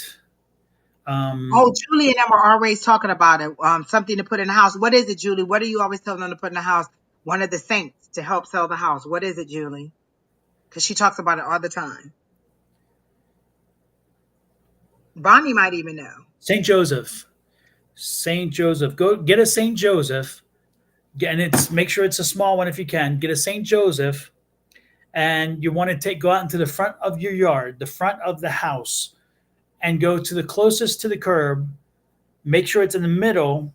Again, middle between left and right, not middle from back. Middle between left and right. Dig a hole. Say a prayer to sell the house. Make sure that Saint Joseph is facing out, but he's facing down and out. And bury him. So down and out, not like say if St. Joseph is this way and the base is here, you're going to turn him upside down, but he's going to face away from the house, not to the house, and bury St. Joseph, but say a prayer as you bury him to sell the house. Don't be surprised. When I was selling real estate, believe it or not, I would bring the sales kit with me sometimes when the house wasn't selling, and I'd put it out in there. I'd tell the owners, of course, and we'd do it. And believe it or not, it worked even for my own house. There was one time one of our houses didn't sell as quickly as I wanted. And I put that, and boom, it always worked. So again, it's sending that Let me energy. go get a St. Joseph and put it in my car. Put that bad boy in the glove box. It's crazy. In my car, when I was living in Germany, I learned about the kitchen witch, and there was a kitchen witch in Germany that you put in the kitchen to keep the house safe. I put that in my car, and that kitchen witch in my car was good until I took it out one time, and within a few days I had an accident, and I'm like, it's going back. And so I had the kitchen witch in my car for a long time. It's amazing what those little things will do. Can you guarantee that that's what it is? No. But you know what? If it gives me extra support, and if I sell, then I'll get All even in more. what you believe, Don. What do we Yep. you gotta believe it. It's You all in gotta what you believe it. believe. If it's in here, Yep. you can make it be out here. You have to Yep. believe it. It's all in what Say you it when you believe. mean it. Mean it when you say it. That rings through again and again. I'm also hearing to set a price. What do you want it to sell for, or give them something that you want them to do so that you can get that price too. Like, think about how much you want it to sell for, or how much you need it to sell for. Also, when you're doing that, like this much or better, so that you can get It's, that. yeah, it's Saint Joseph, not Saint Christopher. It's Saint Joseph. So yeah, Oh yeah, yeah, it's Saint Joseph. Absolutely. So yeah, do try that and see. Don't be surprised if it works. yeah. And Quickly. yeah, it's amazing how things like that. It's like, and again, what does it cost you? What does it cost you to do it? It doesn't cost much. But be clear that that's what you want, because you put that St. Joseph out there in the house sale, you're gonna be like, dang, I didn't really want to. So listen, be mindful of the intention when you do it. If that's what you want, then do it. If that's not what you want, then you might want to do that. But because I feel like once you do it, it's gonna be like that. Yeah, yeah, it's responsive. It's definitely responsive. It's definitely responsive. Also, before we move on, um, whew. There is a strong energy here. This is a woman who seems to be like, she has a very Germanic kind of thing about her. So this is a woman who is crossed over. Again, she has a very German feel to her, but kind of like a little bit Italian too. I don't know. It's interesting. Um, it's what? Your phone, your. Wait a minute. Did you see Bonnie's comment about selling her house? She said that's why she had a problem. She put them in the backyard, not the front yard. Oh my goodness. Yeah, there you go, Bonnie. Yeah. Deborah, is there a Deborah here? Deborah, did you lose a mom? Because this is a Deborah's mom. Is there a Deborah here who's, again, is it a German Italian mix going on? She's dark hair, roundish face. She's a little robust Oh, woman. there's a Deborah Schmidt right in the chat. Deborah, did you lose a mom? And does this fit your mom? Because again, was she a plump woman and a roundish face with dark hair? It's interesting because German. Yes, okay, yeah. This is her. She's here. She's here. She's what? She's been gone. Maybe what? Is it like 10 years? Has it been 10 years? It's because I'm trying to ask her time wise, and it's not recent. She didn't. It's not a recent situation, right? You lost. No, this is not your sister. This is your mom. This is your mom. And again, how many years has it been? Has it been, because this is not like recent, right? 2 years. Oh no, I'm getting the energy of a little longer than that. It's interesting because I'm getting a little longer than that. But it still seems like her. She liked to cook. She was in the kitchen, right? But this one is not like the other one. She's not the mirror. This one was more verbose. This one talked more. Was your mother a talker? Because that's the energy I'm getting. It's like, yeah. Yes. And cabbage. What's up with cabbage? What is up with cabbage with you and your family and cabbage? What did she do with cabbage that y'all like so much? She's talking about cabbage for some reason, which is interesting. Why would she talk about cabbage? Can you help me with that one? Does that resonate with you? What's up with cabbage? Can you type a little bit faster? Exactly. Listen, y'all think we be impatient. We be wanting to know. Yeah, I'm just as curious. Exactly. Pigs in a blanket. But that's cabbage. So the dogs were wrapped in cabbage or something, or because I'm getting something about cabbage. She's telling me cabbage. Was there a dish that she did with cabbage? Why cabbage? I don't know. She's talking about a dish. I thought cabbage roll. Yeah, I was kind of getting something about that too. I didn't want to like jump to conclusions with my own, but it's like cabbage, pigs in, yeah, but it's pigs in a blankets like with a dough, right? Ground beef wrapped on cabbage. Okay, that makes sense. Okay, okay, and that's Oh, what but the you guys called it pigs in blankets? oh, is that what you call pigs in a blanket? Oh, okay, because for me, always pigs in a blanket were like hot dogs wrapped in a dough, like a croissant or Yeah, whatever. that's what I thought. Yeah. Okay. So okay, and so that was one of the dishes she made with the red sauce, right? Got some red sauce on the top. Um, okay. And she liked to bake. Is this true? Because I'm getting this. She liked to bake. Oh, Um, grandmother. your grandmother, okay. And she liked to bake because I'm getting not just cook, but she liked to bake. She liked to bake. Okay. Oh man.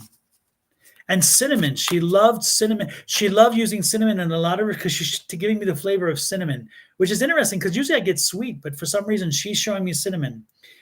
So did she do something with? Did she do different dishes with cinnamon that were baked dishes? Was it like a cinnamon cake or a cinnamon something? Because she's showing me cinnamon and apple pie with cinnamon. Oh, apple pie with cinnamon. Then I'm guessing because of that. Yeah. Okay. Okay. Okay.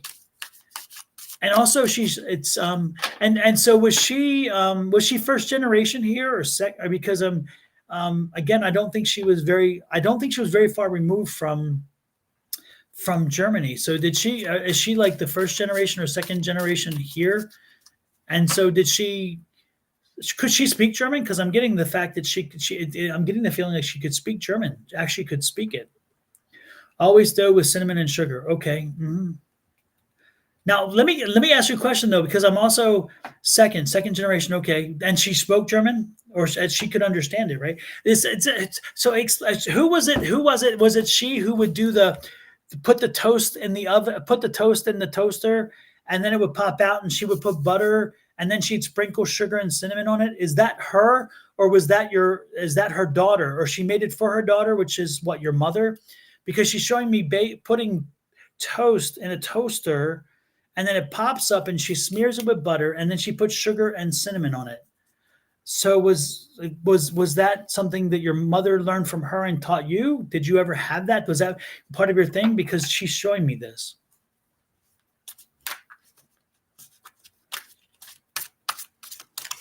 Do. Jojo calls it cinnamon bread. Yeah.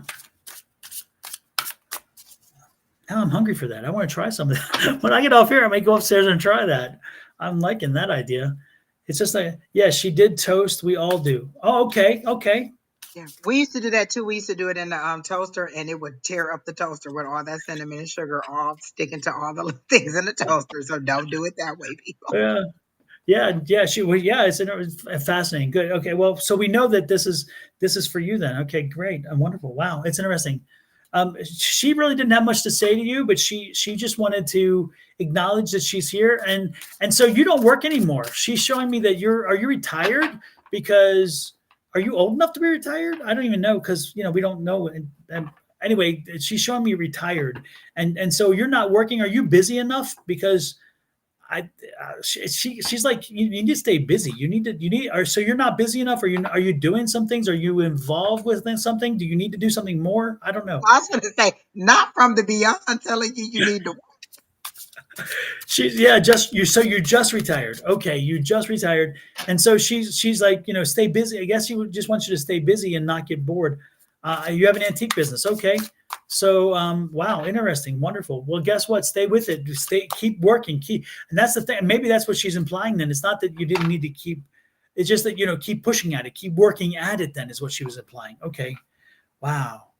I like that. Julie says, everyone, we have 5 likes and only 2 shares on Facebook. Please allow exactly. If you're sitting here and you're watching, we want to know why you ain't paying by the currency of like buttons and subscribe buttons and follow.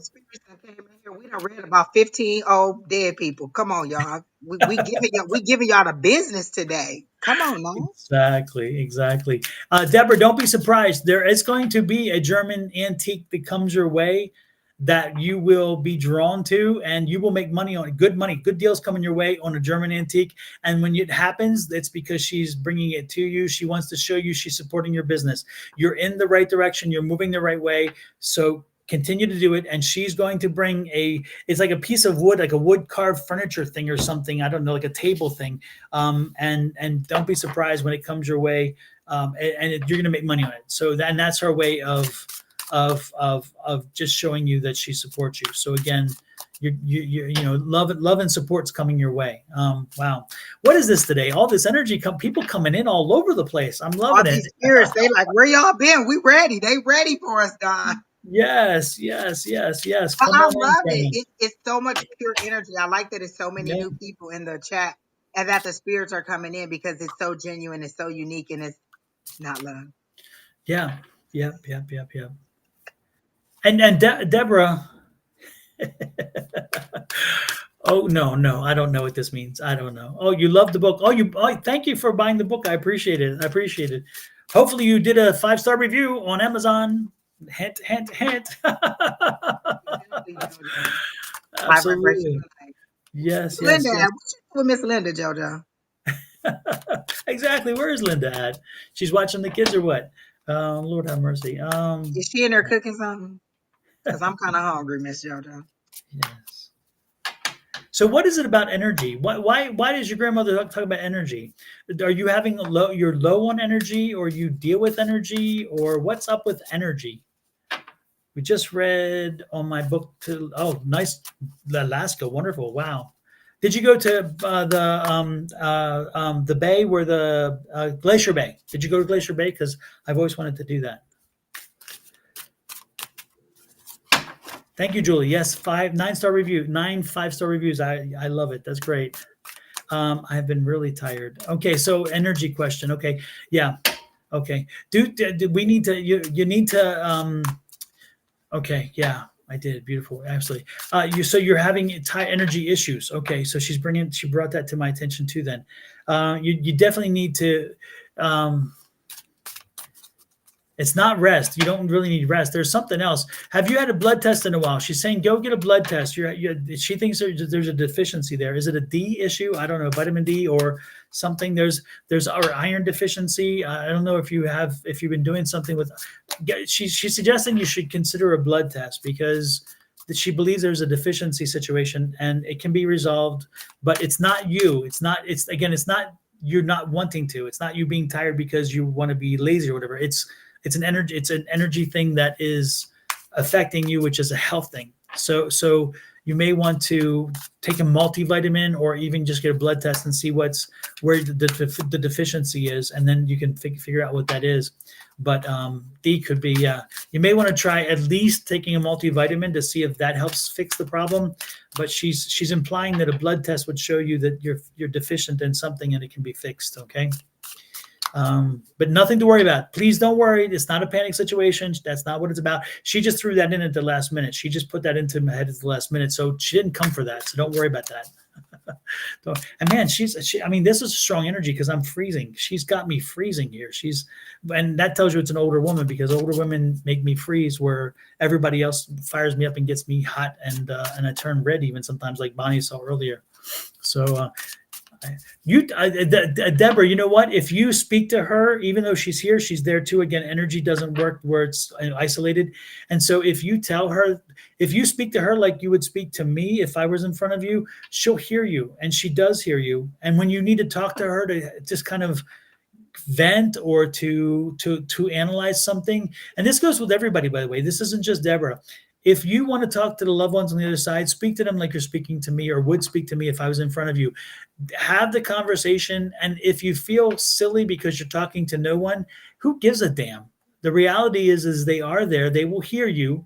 And don't be surprised when they respond. Now, you may be shocked because you may be the kind of person who hears them when they speak back to you, and then you have to go clean your pants out because you got a little surprise there. Or you could be the kind of person who gets a surprise because you feel their energy, or you smell their cologne or their perfume, or you smell a baked good that they had baked, or something that really lets you know they're there, or or you could sense, you could feel their arms around you. Again, we all have different ways of understanding how they communicate with us. We're all not going to hear, we're all not going to see, we're all not going to taste, we're all not going to smell. Everybody will have a different way of doing it. So be open to the fact that you have seven senses, and those senses can be regulated. It can again, the different spirits will use different senses based on how they can connect to you. So be open to them and make sure that whenever you hear, see, smell, feel, whatever, that you can connect it to what it is that you know is from an individual. And again, it's very straightforward in that way, but a lot of times we dismiss it in our heads because we'd rather just say, oh, that's crazy, and just move on. Don't do that. Don't do that, because again, they're here. She's here. And so don't be surprised if she's around you, and don't be surprised if tonight you start smelling cinnamon, because again, she brought cinnamon to my attention for a reason. So don't be surprised tonight if you're walking around your house and you smell cinnamon, you're like, oh, she's right here. She's right here. Talk to her. Talk to her right now, Deborah, and talk to her every day, any day you want to, and talk to all of your loved ones, folks. Talk to them. They hear you. They hear you. And don't be surprised if they respond. It just, again, different ways for different people. Angie can actually see them, and Angie can talk to them.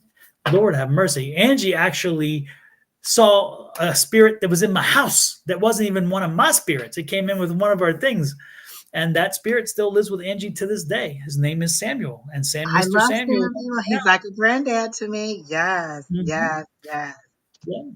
And it was interesting. The ladies who clean our house, they saw 3 weeks in a row, they saw him. So they finally brought it to my attention. They said, there's a phantasmo, and they're pointing, and I'm like, that means ghost. Okay.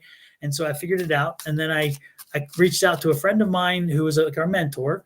And then I called Angie, and Angie's like, all kinds of questions. I'm like, Angie, you want to come over? She's like, of course I do. You And should have Angie, saw me jump in that car and snatch Keena with me. yeah, and it's interesting because Keena sat and ate in the dining room, and because you could tell her priority, and Angie's was in the library sitting there talking with him for about an hour by herself. And then I gave her time, and then I went in there, and Angie was able to tell me the whole story, and Angie was able to connect me to him, and then eventually I was able to see him in a mirror. I couldn't see him anywhere else, but I could see him in a mirror, and I could see him in the shadows in a corner. And he told Angie things about our house that Angie did not know. Angie could not know. Yeah. And so we were very clear that it was here, because he was talking about the coyotes and how the coyotes are there and they're a protector. And sure enough, we have coyotes around the house all the And he time. even told me why he went to the cleaning ladies instead of going directly to Don, because he was a servant. He was from the 1800s, and he was like a slave servant, but he went to them because he felt like they were on the same level. That's why he went to them. And don't be afraid that they're going to look like, a lot of people think they're going to look like casket crazy. And it's not like that. They appear to you either in a way that's comforting to you,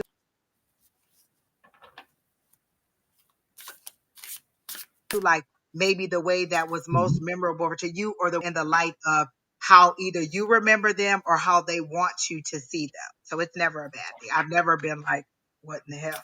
Like, it's always been something good when I see. Yeah, and it's interesting too, because sometimes when we see them, as Angie was implying, is that they sometimes come back in that moment where they felt best in their life too. Yep. So sometimes they'll come back as a, what the hell was that? Damn, is that a troll? I mean, come on, that's a novel. I wrote that book already. That is ridiculous how long that paragraph is. Good Lord. Anyway, yeah, no, they'll come back sometimes in at the time where they felt they were happiest. And so sometimes you'll get a father or a grandfather that comes in, and he'll be in his 30s or 40s, because for him that was his happiest. Maybe he was a young father and loved being a young father, and that was his time where he loved being the provider and that energy. And so when we describe him, you're thinking, well, but he didn't die of that age. No, of course he didn't. But when he came back, that's how he wants to be remembered. That's how his most happiest moments. Exactly. And You they're know, not going to come back. Like, say I died of a debilitating disease. I'm not going to come back all frail and beat up in that way. I don't want you to see me that way. I want you to see me when I was most powerful, most beautiful. So they're going to come back in a way that brings you joy, not in a way that brings you sadness. yep. Because a lot of times you're holding on to the sadness or the last the last memory you had of them. And what they want you to say is, that's not my life. That's not Mhm. my whole life. That's one point in time, but the longevity of my life is the greatness. That's what I want you to see, the joy of the longevity of my life, not the sadness of that little space in Mhm. time.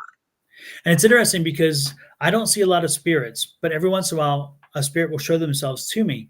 And one evening, I was sitting there and I was reading, and I was just going over some things, and I ran across an image that triggered some things in me from my past. And I was thinking and going, wow. And I looked up, and there's my dad. I thought was my dad in front of me. And for a longest time, I'm thinking he looked a little different, but that's my dad. And and then uh, my aunt's my aunt's daughter posted some images from her photo album. They had been moving things around, and and when I looked, I went, "That's the image," but it wasn't my dad. It was my dad's dad. I had never seen my dad's dad so young, and so I never knew what he looked like young. And I realized when I saw this guy, because it looked like my dad, but a little different. And then I saw the picture. I'm like, that's the guy. That's the guy. So I'm like, that wasn't my dad at an earlier age. It was my grandfather came to me at an earlier age.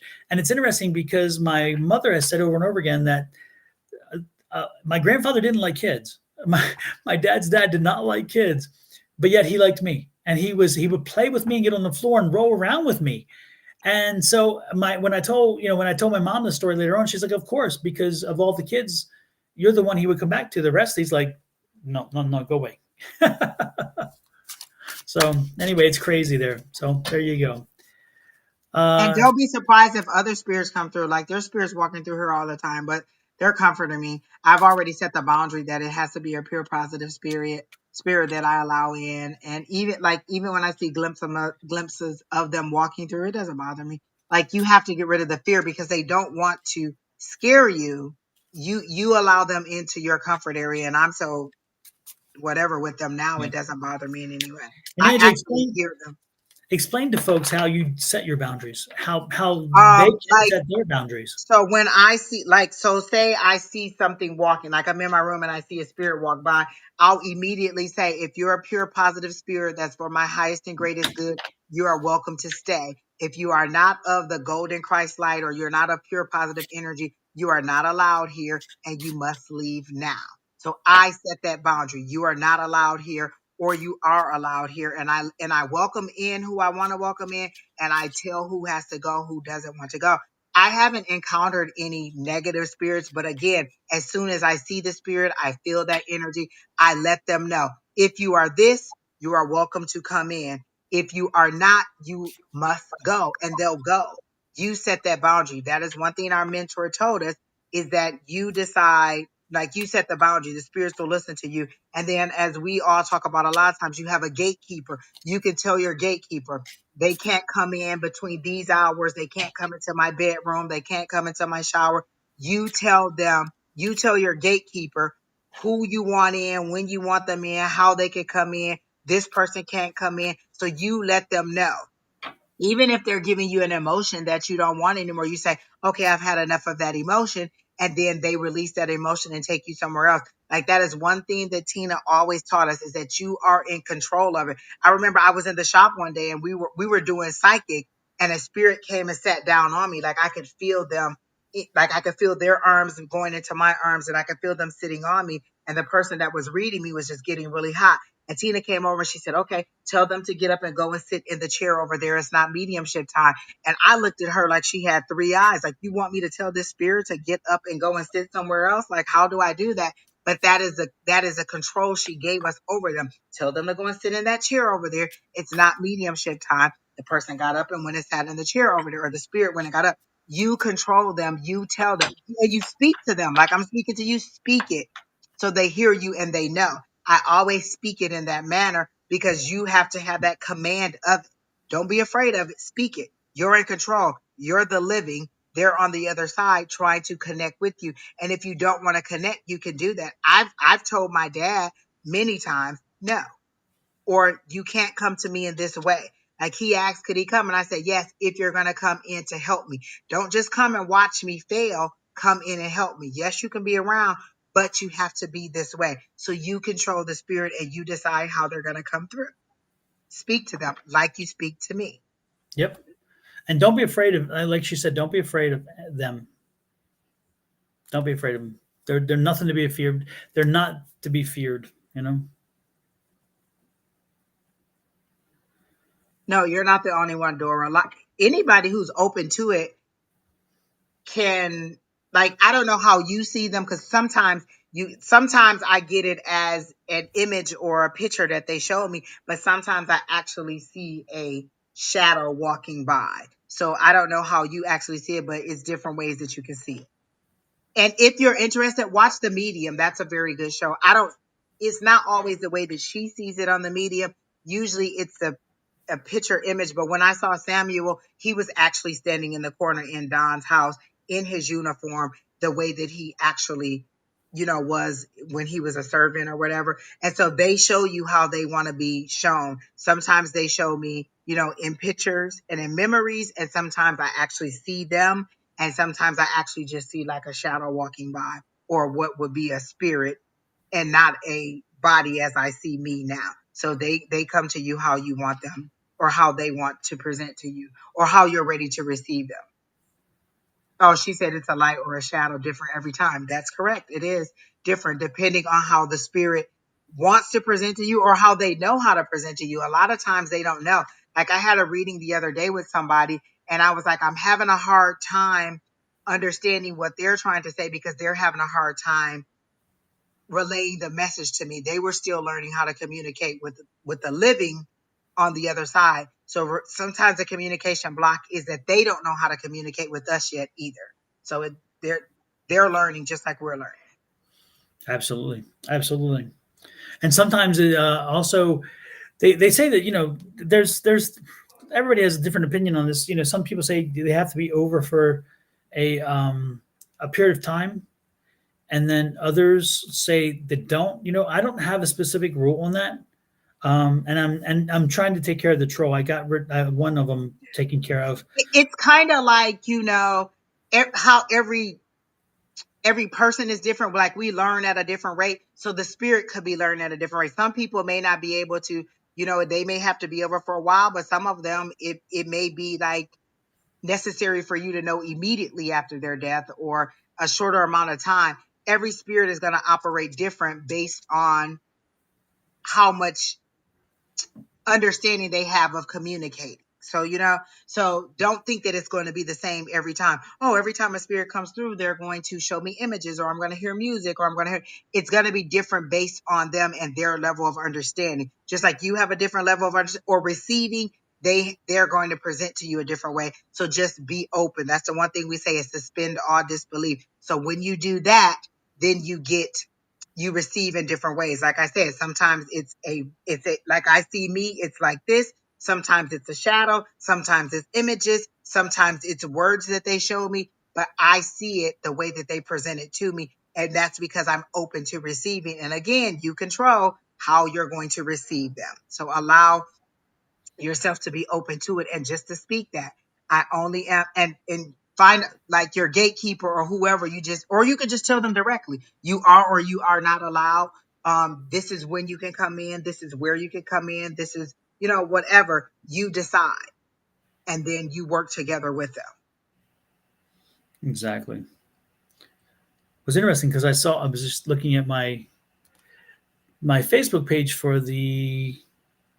um, for Sonoran Mystic Tarot, and yet it shows it as not being live. No, Tay, that's not true. Just if they had a hard time on this side than they did on the other side, no, that's not true at all. Um, it's just, again, where they are in that phase of learning on the other side. Exactly. Or so like sometimes, like if you were, I don't know if you were here earlier when Don was having a harder time communicating with I think it was Stacy's grandma or whoever it was.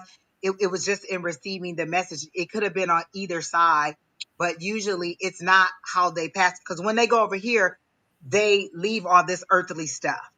So if they pass a dementia, or they didn't know English, or they didn't know this, or they didn't know that, that doesn't matter. They're going to communicate to you in the way that you can receive. Like this person could only know German or know Spanish or whatever, but when they communicate to me, they communicate to me in a language that I understand. And they may give me a few words that are like, oh, okay, this is a word that they're saying. Does this mean something to you? So no, their life on earth does not control how they're going to reach you on the other side. Because again, I could have been with some kind of disability on this side, but when I go over there, I don't have this earthly body. So I don't have the limitations of time and space over there. I am free of all of those three-dimensional um, boundaries here. On that side, it's totally different. And remember, I'm over different lifetimes that I am when my spirit goes back, it's all my lifetimes, not just this lifetime. So that's how it is. So they're going to communicate with you. So there's no limitation. But sometimes, so like if you get someone and you're getting a foggy brain, that's usually them trying to tell you how they passed. So if I'm like, oh, they're giving me a foggy brain, did they have dementia or did they have some cognitive issue on this side? That's them trying to show you what the issue was or how they lived on this side, not necessarily that they're having that problem on that side. It's just them trying to show you what the issue was over here so you'll be familiar with it. Like the first time I had the feeling where someone died of a heart attack, they sped my heart up and I was like, oh, wow. And then the person was like, oh, they had a heart attack.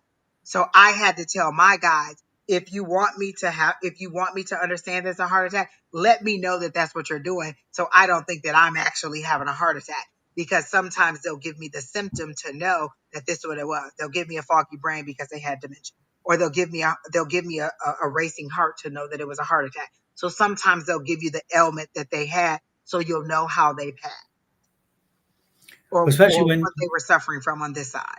exactly, because it helps sometimes. Because again, Angie and I, the best part, we have the same mentor in that sense, and she has always hammered into our heads to have empirical evidence, not just oh, it's your grandmother and she's on the other side and she wants to let you know she loves you, and next, give me something more. And you saw how I kept pushing to get more specific information, more specific things that would details that would be very specific. Because again, we want evidential mediumship. We do evidential mediumship, and therefore, if we have a spirit that comes in and they really don't give us evidential mediumship, it's like until they give us something, it's like we don't really want to go there. Because again, we don't know for sure whether it's a psychic hit. Because you can get, it's interesting because we watch media. I know I do this. I watch some mediums even here, and they'll give you the thing on top of it, and you're like, but that's a That psychic could be hit. anybody, or yeah. Exactly, and it's a psychic hit because it's not really giving you something that is. It's not. You can tell it just is an energy difference. It's a feeling, and some of what they're getting from is like, okay, yeah, that's a psychic. Anybody knows that. But the question is how can they connect it to you in a way that lets you know they're there. Like the cinnamon and apple pie, that was very specific to that person. And when the person was showing me like skinning your knee or wiping your tears or the yellow kitchen, like those are very specific things to you. We're trying to prove to you that we are talking to the person, because I can tell you, oh, your grandmother loves you, she's trying to help you out, she's trying to find you a husband. Yeah, that's all and good, but if I can give you specific clues from your childhood that you know that I wouldn't know, now you know I'm actually talking to someone that you know. So we're trying to show you evidence so you know that we're not general about it too. And for us, it's confirmation for us that, oh, we really are tapping into this person, and we know that we truly are talking to you and your relative. Yep. Yep. And that's equally important to us. If anything, to be honest with you, it may be even more important to us than to you, because we want when you walk away, we want to make sure that you gain something from it. And if you haven't gained from the conversation, if you haven't gained from the exchange, if you haven't gained from having had the opportunity, then we didn't do what the spirit on the other side entrusted us to do. Because what happens is with anybody who pops in, generally speaking, if you have somebody on the other side who has been, for some reason, wanting to communicate with you and have not been successful at doing it, not everybody has a spirit that is right now ready to do that. But there are times where those spirits want to talk, And so when you come here, or they nudge you to get online and say, these people have that ability. I want you to be there in the moment so they can so we can do the bridging of that communication via them. And that's what we do. They'll come to us, but they bring you online, and then they bring us to your attention, you to us, and all of a sudden it's like, I choose this person, and boom, they're there. So it's amazing how they work. But I can tell you that if you were to come in and say, I want you to go out there and communicate with my mother, well, guess what? That's a really big ask, because it's like the arrogance to think that the spirit on the other side is going, we're going to be able to call them, hey, you get over here, hello, come on. That's not how it works. I mean, Hollywood makes it seem that way. Now, if they want to come in, they will. Don't get me wrong. If you wish them in, you think them in, you draw them in, and they want to come in, that's wonderful. But to think that we could sit here and tell them they must show up at a certain time, at a certain date, in a certain place, because I'm determining to make that happen, it does not happen. This is not Hollywood. And again, if somebody does it, I love it. I love that they can do it. But I have to warn you, it just really doesn't. Don, I have a funny story about that too. And uh Deborah and Tay, don't leave, because we're going to address both of your questions. But I remember my aunt came to me, like all these dead relatives that have been coming to me. And so I asked my aunt, I said, well, is Granny going to come to me? And she said, she ain't got time to be coming to you. She working for you on the other side. Like, she don't have time to come down and talk to you right now. So she, like, I was asking, like, well, where is she? Why hasn't she come by? All of y'all to come through. Why hasn't she come through? Like, she knows I miss her. I want to see her. And she immediately said she don't have time to come down. She's working on your behalf on the other side. So she was doing stuff in the background for me, and she just wasn't ready to talk to me. Eventually she did come to me, but she wasn't ready to approach me. Just because I was ready to speak to her, she wasn't ready. And I'd much rather her be working on my behalf on the other side than coming here just to tell me, hey, Angie, I'm working on your behalf on the other side. Do what you gonna do, Granny. I'm good. I got it. And so she finally did come to me, but don't think that we're just going to go in and be like, oh, Grandma Betty is coming through. I mean, Grandma Betty, Susie want to talk to you, and then she gonna come through. If she don't want to come through, she ain't gonna come through. I can't make nobody come through. I can't make a live person do what I want them to do. So I definitely can't make a spirit who has no earthly boundaries do what I want them to do. So let me tell you that clearly. Exactly. It's like, Lord have mercy. If we can't sway the living, God forbid we can't sway the dead. Exactly. So then, Tay, you said, are you teachers? Yes, we, in some respect, we are. You see that email right there where it says advice at Sonoran Mystic Tarot? On Tuesday nights at 6 p.m. Mountain Standard Time. So like 3 hours ago would have been the time that we would start. So every Tuesday, we send out a Zoom link. It's a private class. It's free. Get that clearly. Free 99.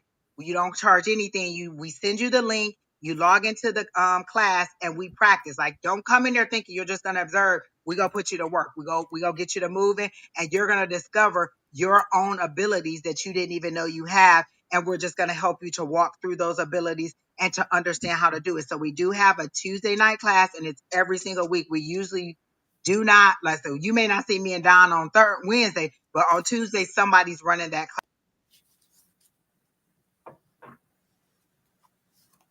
class every single week. It's free. It's private. It's not understand what you're receiving. Like, you may not understand what that means, and we help you to walk through it. Everybody's supportive. The only thing we ask is that you come in and you suspend all disbelief, and you're not in there judging other people, because you're not going to see it the way that they're going to see it. And we just ask that you're kind, and when you come in, you learn how you're open to what you're receiving. Even if it's kind of far-fetched, still be open to it and take what resonates with you, and that doesn't, that's fine. But we ask that you're not negative in the actual classroom. And so, yes, we do teach. But again, Tuesday, 6 p.m. Mountain Standard Time. Right now we're on Pacific. We line up with the Pacific time zone, but clearly it's 6 p.m. every Tuesday. Email advice at Sonoran Mystic Tarot. You'll get the private Zoom link. Okay.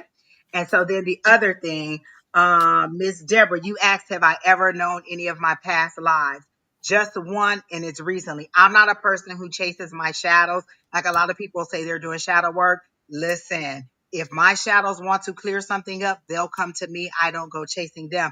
But it's funny. I have issues in this lifetime that presented from my past life. So I am very I struggle with thinking that I'm going to have enough money. I'm always working, like I have multiple jobs. I'm always trying to stack money, have money.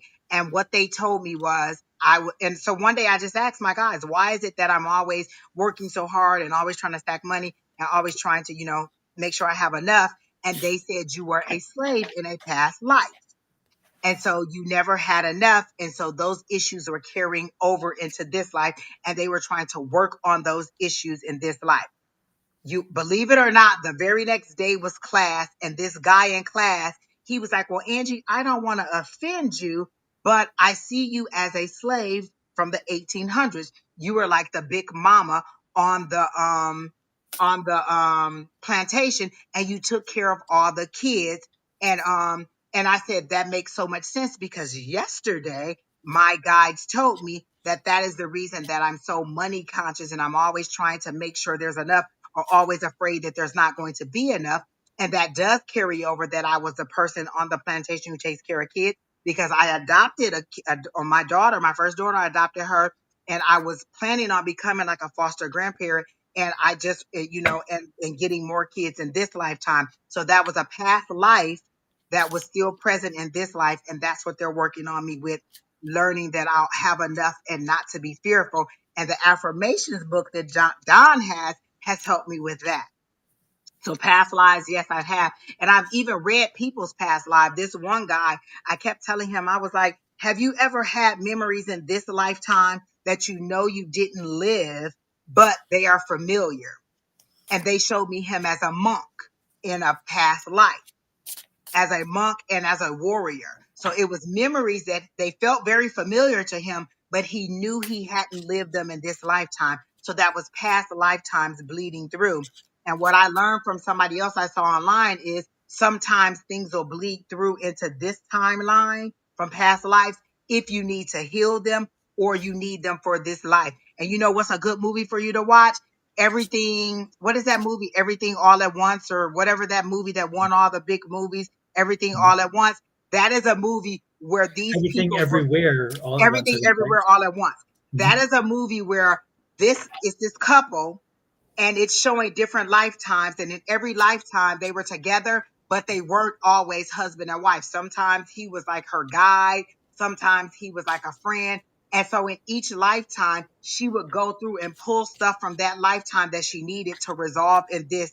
And they were showing her how to do it. Like, oh, she was about to get into this fight, and they were showing her how to be a warrior. So they took her to that life where she was a warrior. She pulled the skills from being a warrior into this life and fought off the person that was trying to hurt her. So they were showing her how everything is all at once. Because remember, everything is happening now. How we see things as, oh, it's a timeline. Everything is now. And so that's what they were showing them, how to pull stuff from your past lives or other lifetimes, other realms, into this life to use them. And so that's a very good book for you to look. I mean, a very good movie. It's a book too, I think, but it's a very good movie that explains how to pull stuff through. And I'm going to watch it again, because I just watched it a couple weeks ago and I love it. And I do understand why it won so many awards. It was fantastic. Super. Well, let's see. We have time for about one more, Angie. Okay. Who is the one more you're kind of drawn to? I don't know. Does anybody have a question? What's the name of the book? Don's book, or the book, or the movie that I'm talking about? The movie that I'm talking about is Everything. What you say it was on? Everything. Everything, everywhere, all at once. I think is what it's And called, right? that's on Netflix. Yeah. And it's a book. Let me see if it's a book. Um, Let me look it up real quick here, okay, because I know it's a I movie think it is a on book. oh, it is a book, and it's a I, movie on Netflix. Everything Everywhere All at Once. So good. It's over 2 hours. It's probably about 2 hours and 20 or 30 minutes, but it's so good. You'll be into it so much that you won't even notice that it's that long. I loved it. And then Seeing Things yeah, from the it's a book. Future. It's a paperback as well. Tay, with the Seeing Things Before They Happen. I've been having visions since I was 5, and I could see things before they were happen. And so, yeah, it is possible. Like, again, remember or I don't know if you were on here, I was telling how my guides came to tell me there's an opportunity that is coming for me at work, but they were coming to tell me that the opportunity was coming and to prepare for it and to take the opportunity, but to not consider it as a punishment or as a demotion or something negative at work. They wanted me to see the positivity in it because they could see what's happening in our department and they could see where it's going. I can't see it, but my guides can see it. And they were telling me, we're sending you to the right and forward. And this is why we need you to take this opportunity when it comes. And we don't want you to be surprised and be like, oh my gosh, because your manager is going to present it to you and he's going to encourage you to take it. But we don't want you to think it's because they're trying to get rid of you. It's us moving you forward. So yes, sometimes they do show me stuff that's happening before. Another good movie for that to watch is Twilight. The one thing I learned from that, Allison's visions are subjective. They're showing you the possibility of the future, but once you make a decision, it could change the direction. So I could see you becoming a fantastic baseball player and you decide, well, I don't want to get into sports at all. I want to be a musician. Well, now you've made that decision. So instead of being a baseball player, maybe you're going to be a great musician or something else. But you do see future things, but once you make a decision, it could change the outcome of how it's going to be. Okay. And that's very insightful, folks. This is something to remember: is that sometimes when we give you it, when we tell you what we see coming for you or coming toward you, it doesn't mean you just sit there, put your hands under your legs, and say, "Okay, bring it to me." It doesn't mean that at all. What it says is you continue to move your life forward.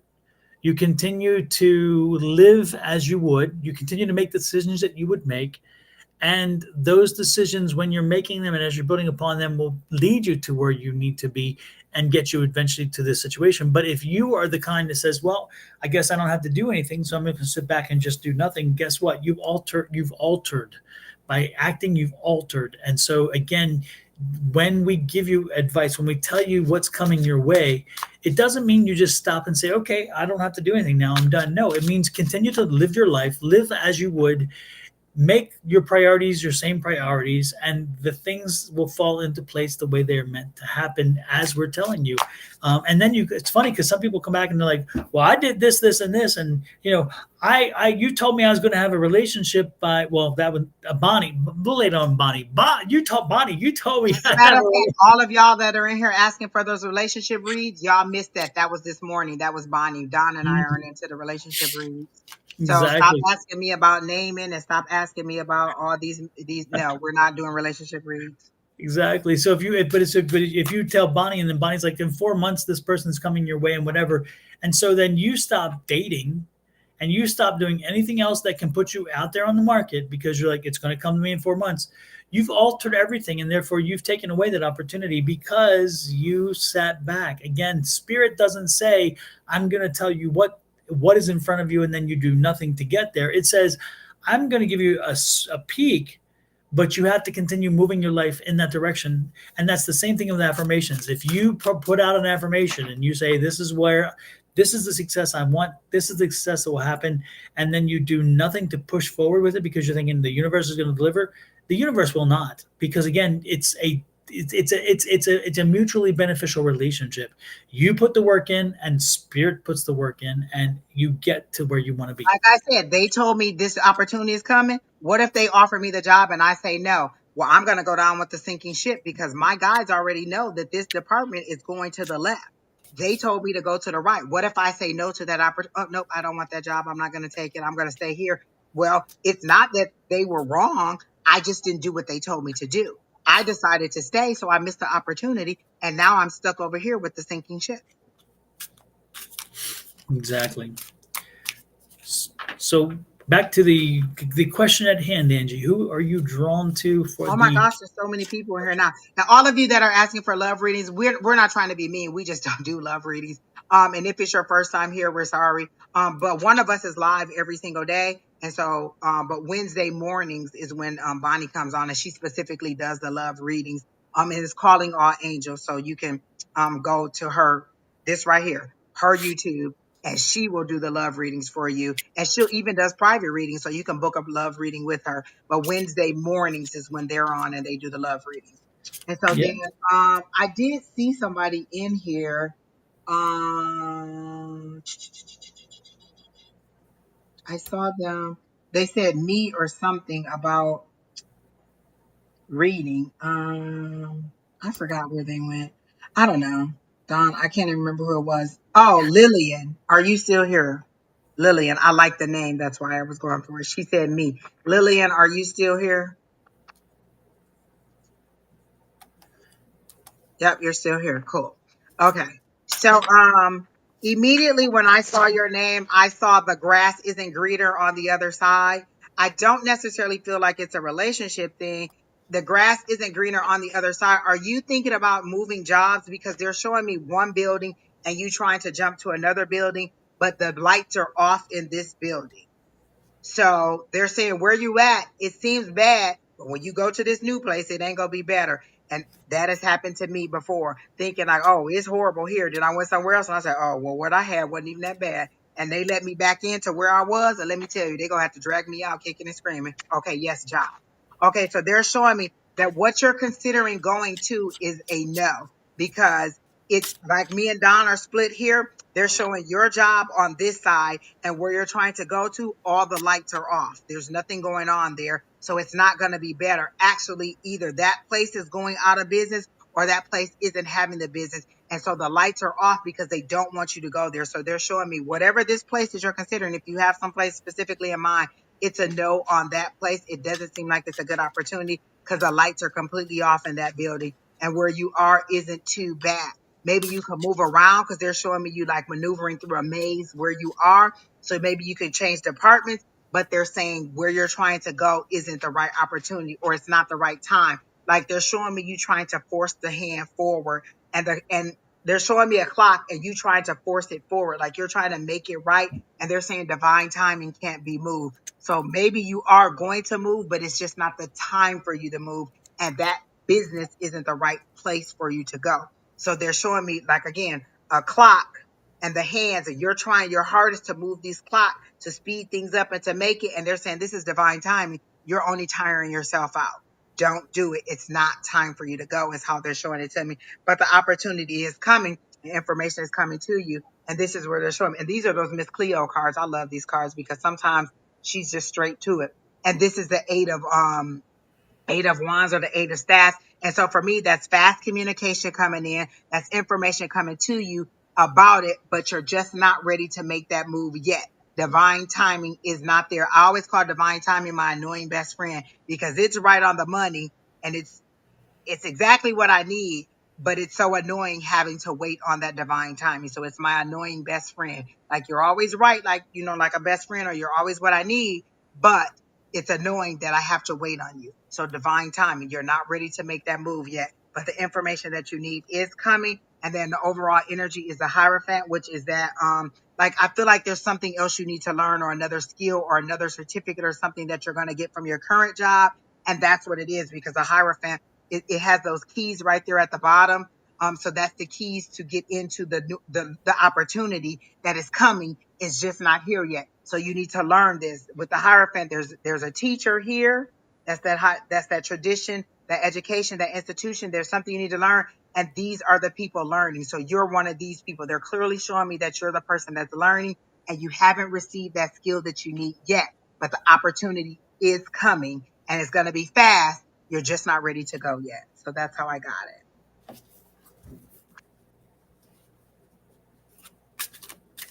Oh, they don't pay you enough for what you do. Correct. But you're not ready to move yet. That's how I got it for her, Don. Yep. But know your value, know your worth, and make sure that you speak it. You just say, hey, look, something's got to give. Make sure that again, take the aggressive or take the not aggressive necessarily because you don't want to be aggressive, but you do it. You do want to be aggressive, but not in the way in which we usually use that word. Be aggressive in the fact of moving forward without being approached. You approach them and say, you know what? We have to come to an understanding. We have to make sure that you understand that this is a job for me and I need to make appropriate income. So be your own advocate, be your own, own your own power. And because again, if you sit and wait, it's really That's not going. me. I got it down. Okay. So just following up with what Angie was saying, what you were kind of implying to Liliana is make sure that you do the ask, own the power, and you know what? If they say no, it's the same answer that you nothing changed in status quo. But if you don't ask, you'll not know, and you'll wonder and you'll question, and then you may even get in some deep-seated animosity toward them when if you had asked, they may have worked it out, or they'd say, you know what, we can't give you more money right now, but we can do something else maybe and give you some kind of benefit, other kind of benefit that might work to your advantage. So again, ask the question. Ask the question. If you don't ask, you don't get. Plain and simple. You don't ask, you don't get. So And you know what? Another thing is that I do. Sometimes when I'm like, I'm tired of waiting, I'm tired of waiting. I ask my higher power, how do I wait productively? I have to wait. How do I do it productively? How do I get through this time waiting on divine timing, but do it in a way that's productive for me to sustain until it's time for me to move forward. So maybe they'll show you what that skill is that you need to do, or what it is that you need, what you need to get from this job before you're ready to move on. So you're ready to go because the pay isn't right, and they understand that. They're clearly showing me that they understand that the pay isn't right, and because they're showing me money falling, but it's trickling down so slow. And they're showing me the 5 of coins because you're feeling lack and you're feeling like it's not enough. But they're saying there is something that you need. And again, the 5 of pentacles is another card that has a key in the background. If you just ask for the help, you'll receive it. So in this case, it's you going to your higher power. How do I wait productively? Or what is it that I need in order to be ready to move on? And they'll provide that to you. And in this sense, it seems to be some kind of skill or something that you need that is going to move you into this new job. So ask again tonight, how do I wait productively? Or what is it that I need to do to be ready to move on to this new position?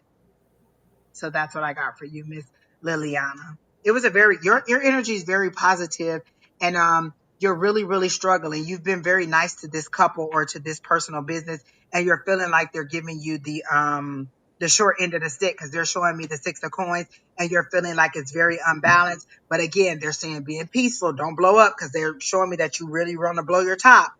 Give it time. There's a reason for it. And it'll be this year, because you're like, well, how long is it? I can hear you in my head saying, well, how much longer do I have to wait? And they're saying it'll be this year. It'll be 2024, and it'll be well before Christmas. I don't know how much before Christmas, but it'll be before Christmas. So it's still coming. Believe that. super. Well, with that said, I think we are about done. Crystal Tarot reading. I don't know if you're a troll or not, but it seems like you are. And so you kind of got in here at the last minute, and that gives us a good reason to do Yeah, because they're saying send me a a friend little, request. a little AOC. Here we go. Catch any, then you shouldn't give any. If you don't want none, don't start none. And if you're not going to respect the rules, then it's going to come to you. Listen, I felt every word of that. I felt every word of that. And if she didn't get that clearly, then we'll have Miss Madison tell it even more specifically. Equivalent to my hush.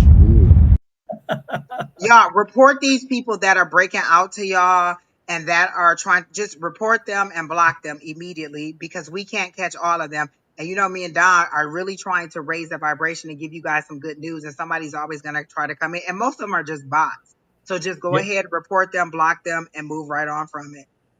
And Don has the best comebacks for the trolls. Don't y'all love it? I love it. Well, with that said, we are done. Angie, you're going to have a whole nother week of empty nest syndrome, yes? Brandon doesn't come back until the 6th.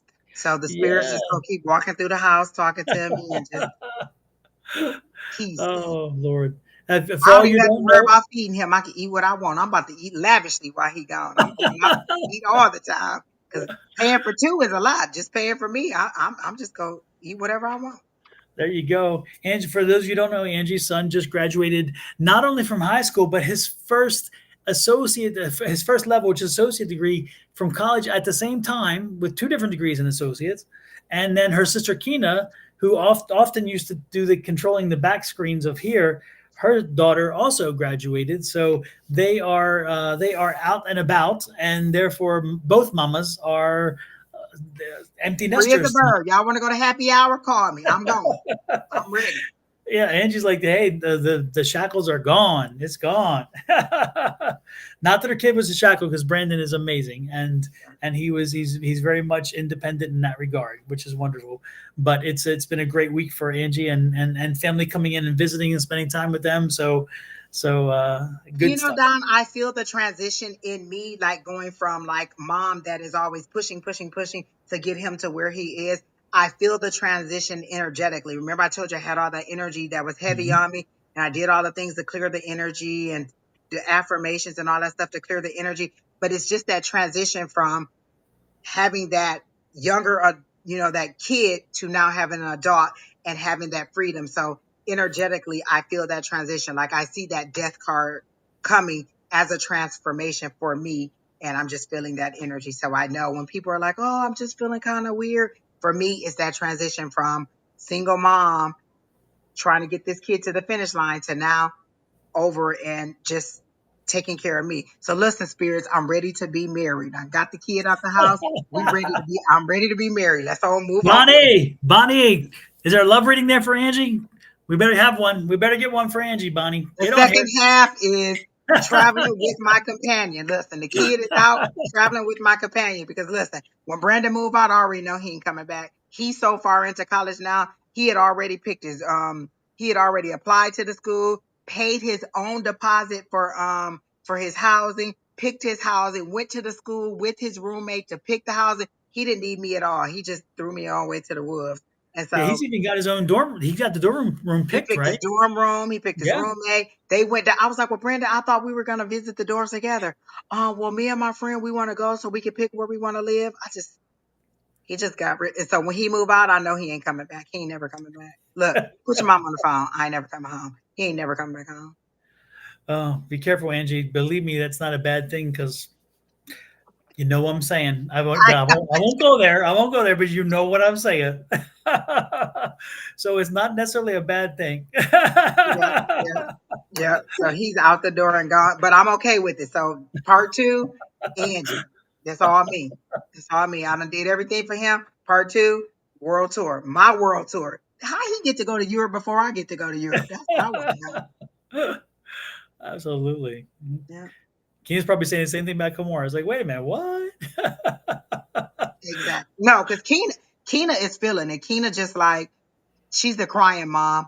Oh my gosh, I'm Oh, about to be an empty nester. I'm like, and see you later. My foot is on his back. Goodbye. oh my gosh, that's so funny.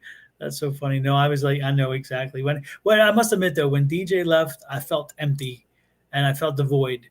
But It that ain't goes gonna away happen. quickly, doesn't it? It goes away quickly, because you realize, damn, this ain't so bad. There's some really there's some benefits to this. You know what I mean? If I don't want to cook, I don't have to cook. If I don't want to, do this, I ain't got to do that. If I want to just go, I can go. Let me just pick up my bag and go. Plus, I work remote, so I can work from anywhere. I'm out. Exactly. Exactly. My a post box works perfectly. What's Oh on my my god. to-do list? Get a post office box. Yeah, yeah. They even have those services that actually they open your mail and they scan it. So wherever you are, you can look at their mail as it comes in, wherever you are, which is kind of cool. Yeah.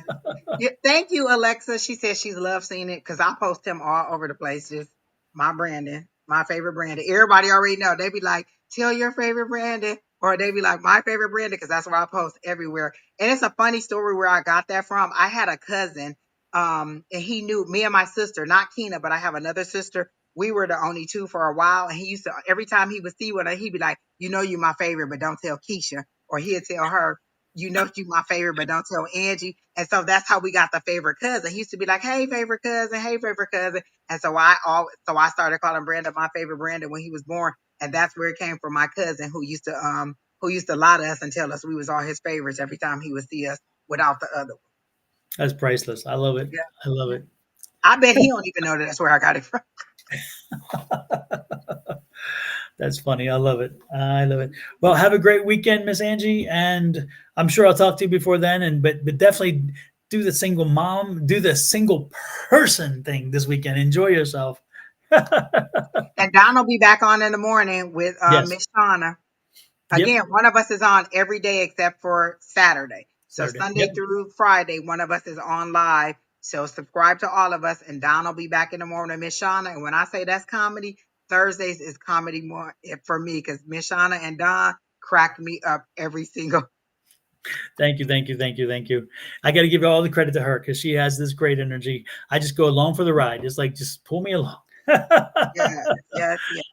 Yes, it's the same here. I'm like, Angie, carry it, and I'll just sit back here and watch. I love it. You guys do amazing things for me. I just love the fact that I'm invited every week to come along for the ride. You guys are wonderful. Yes, we have a great time every week.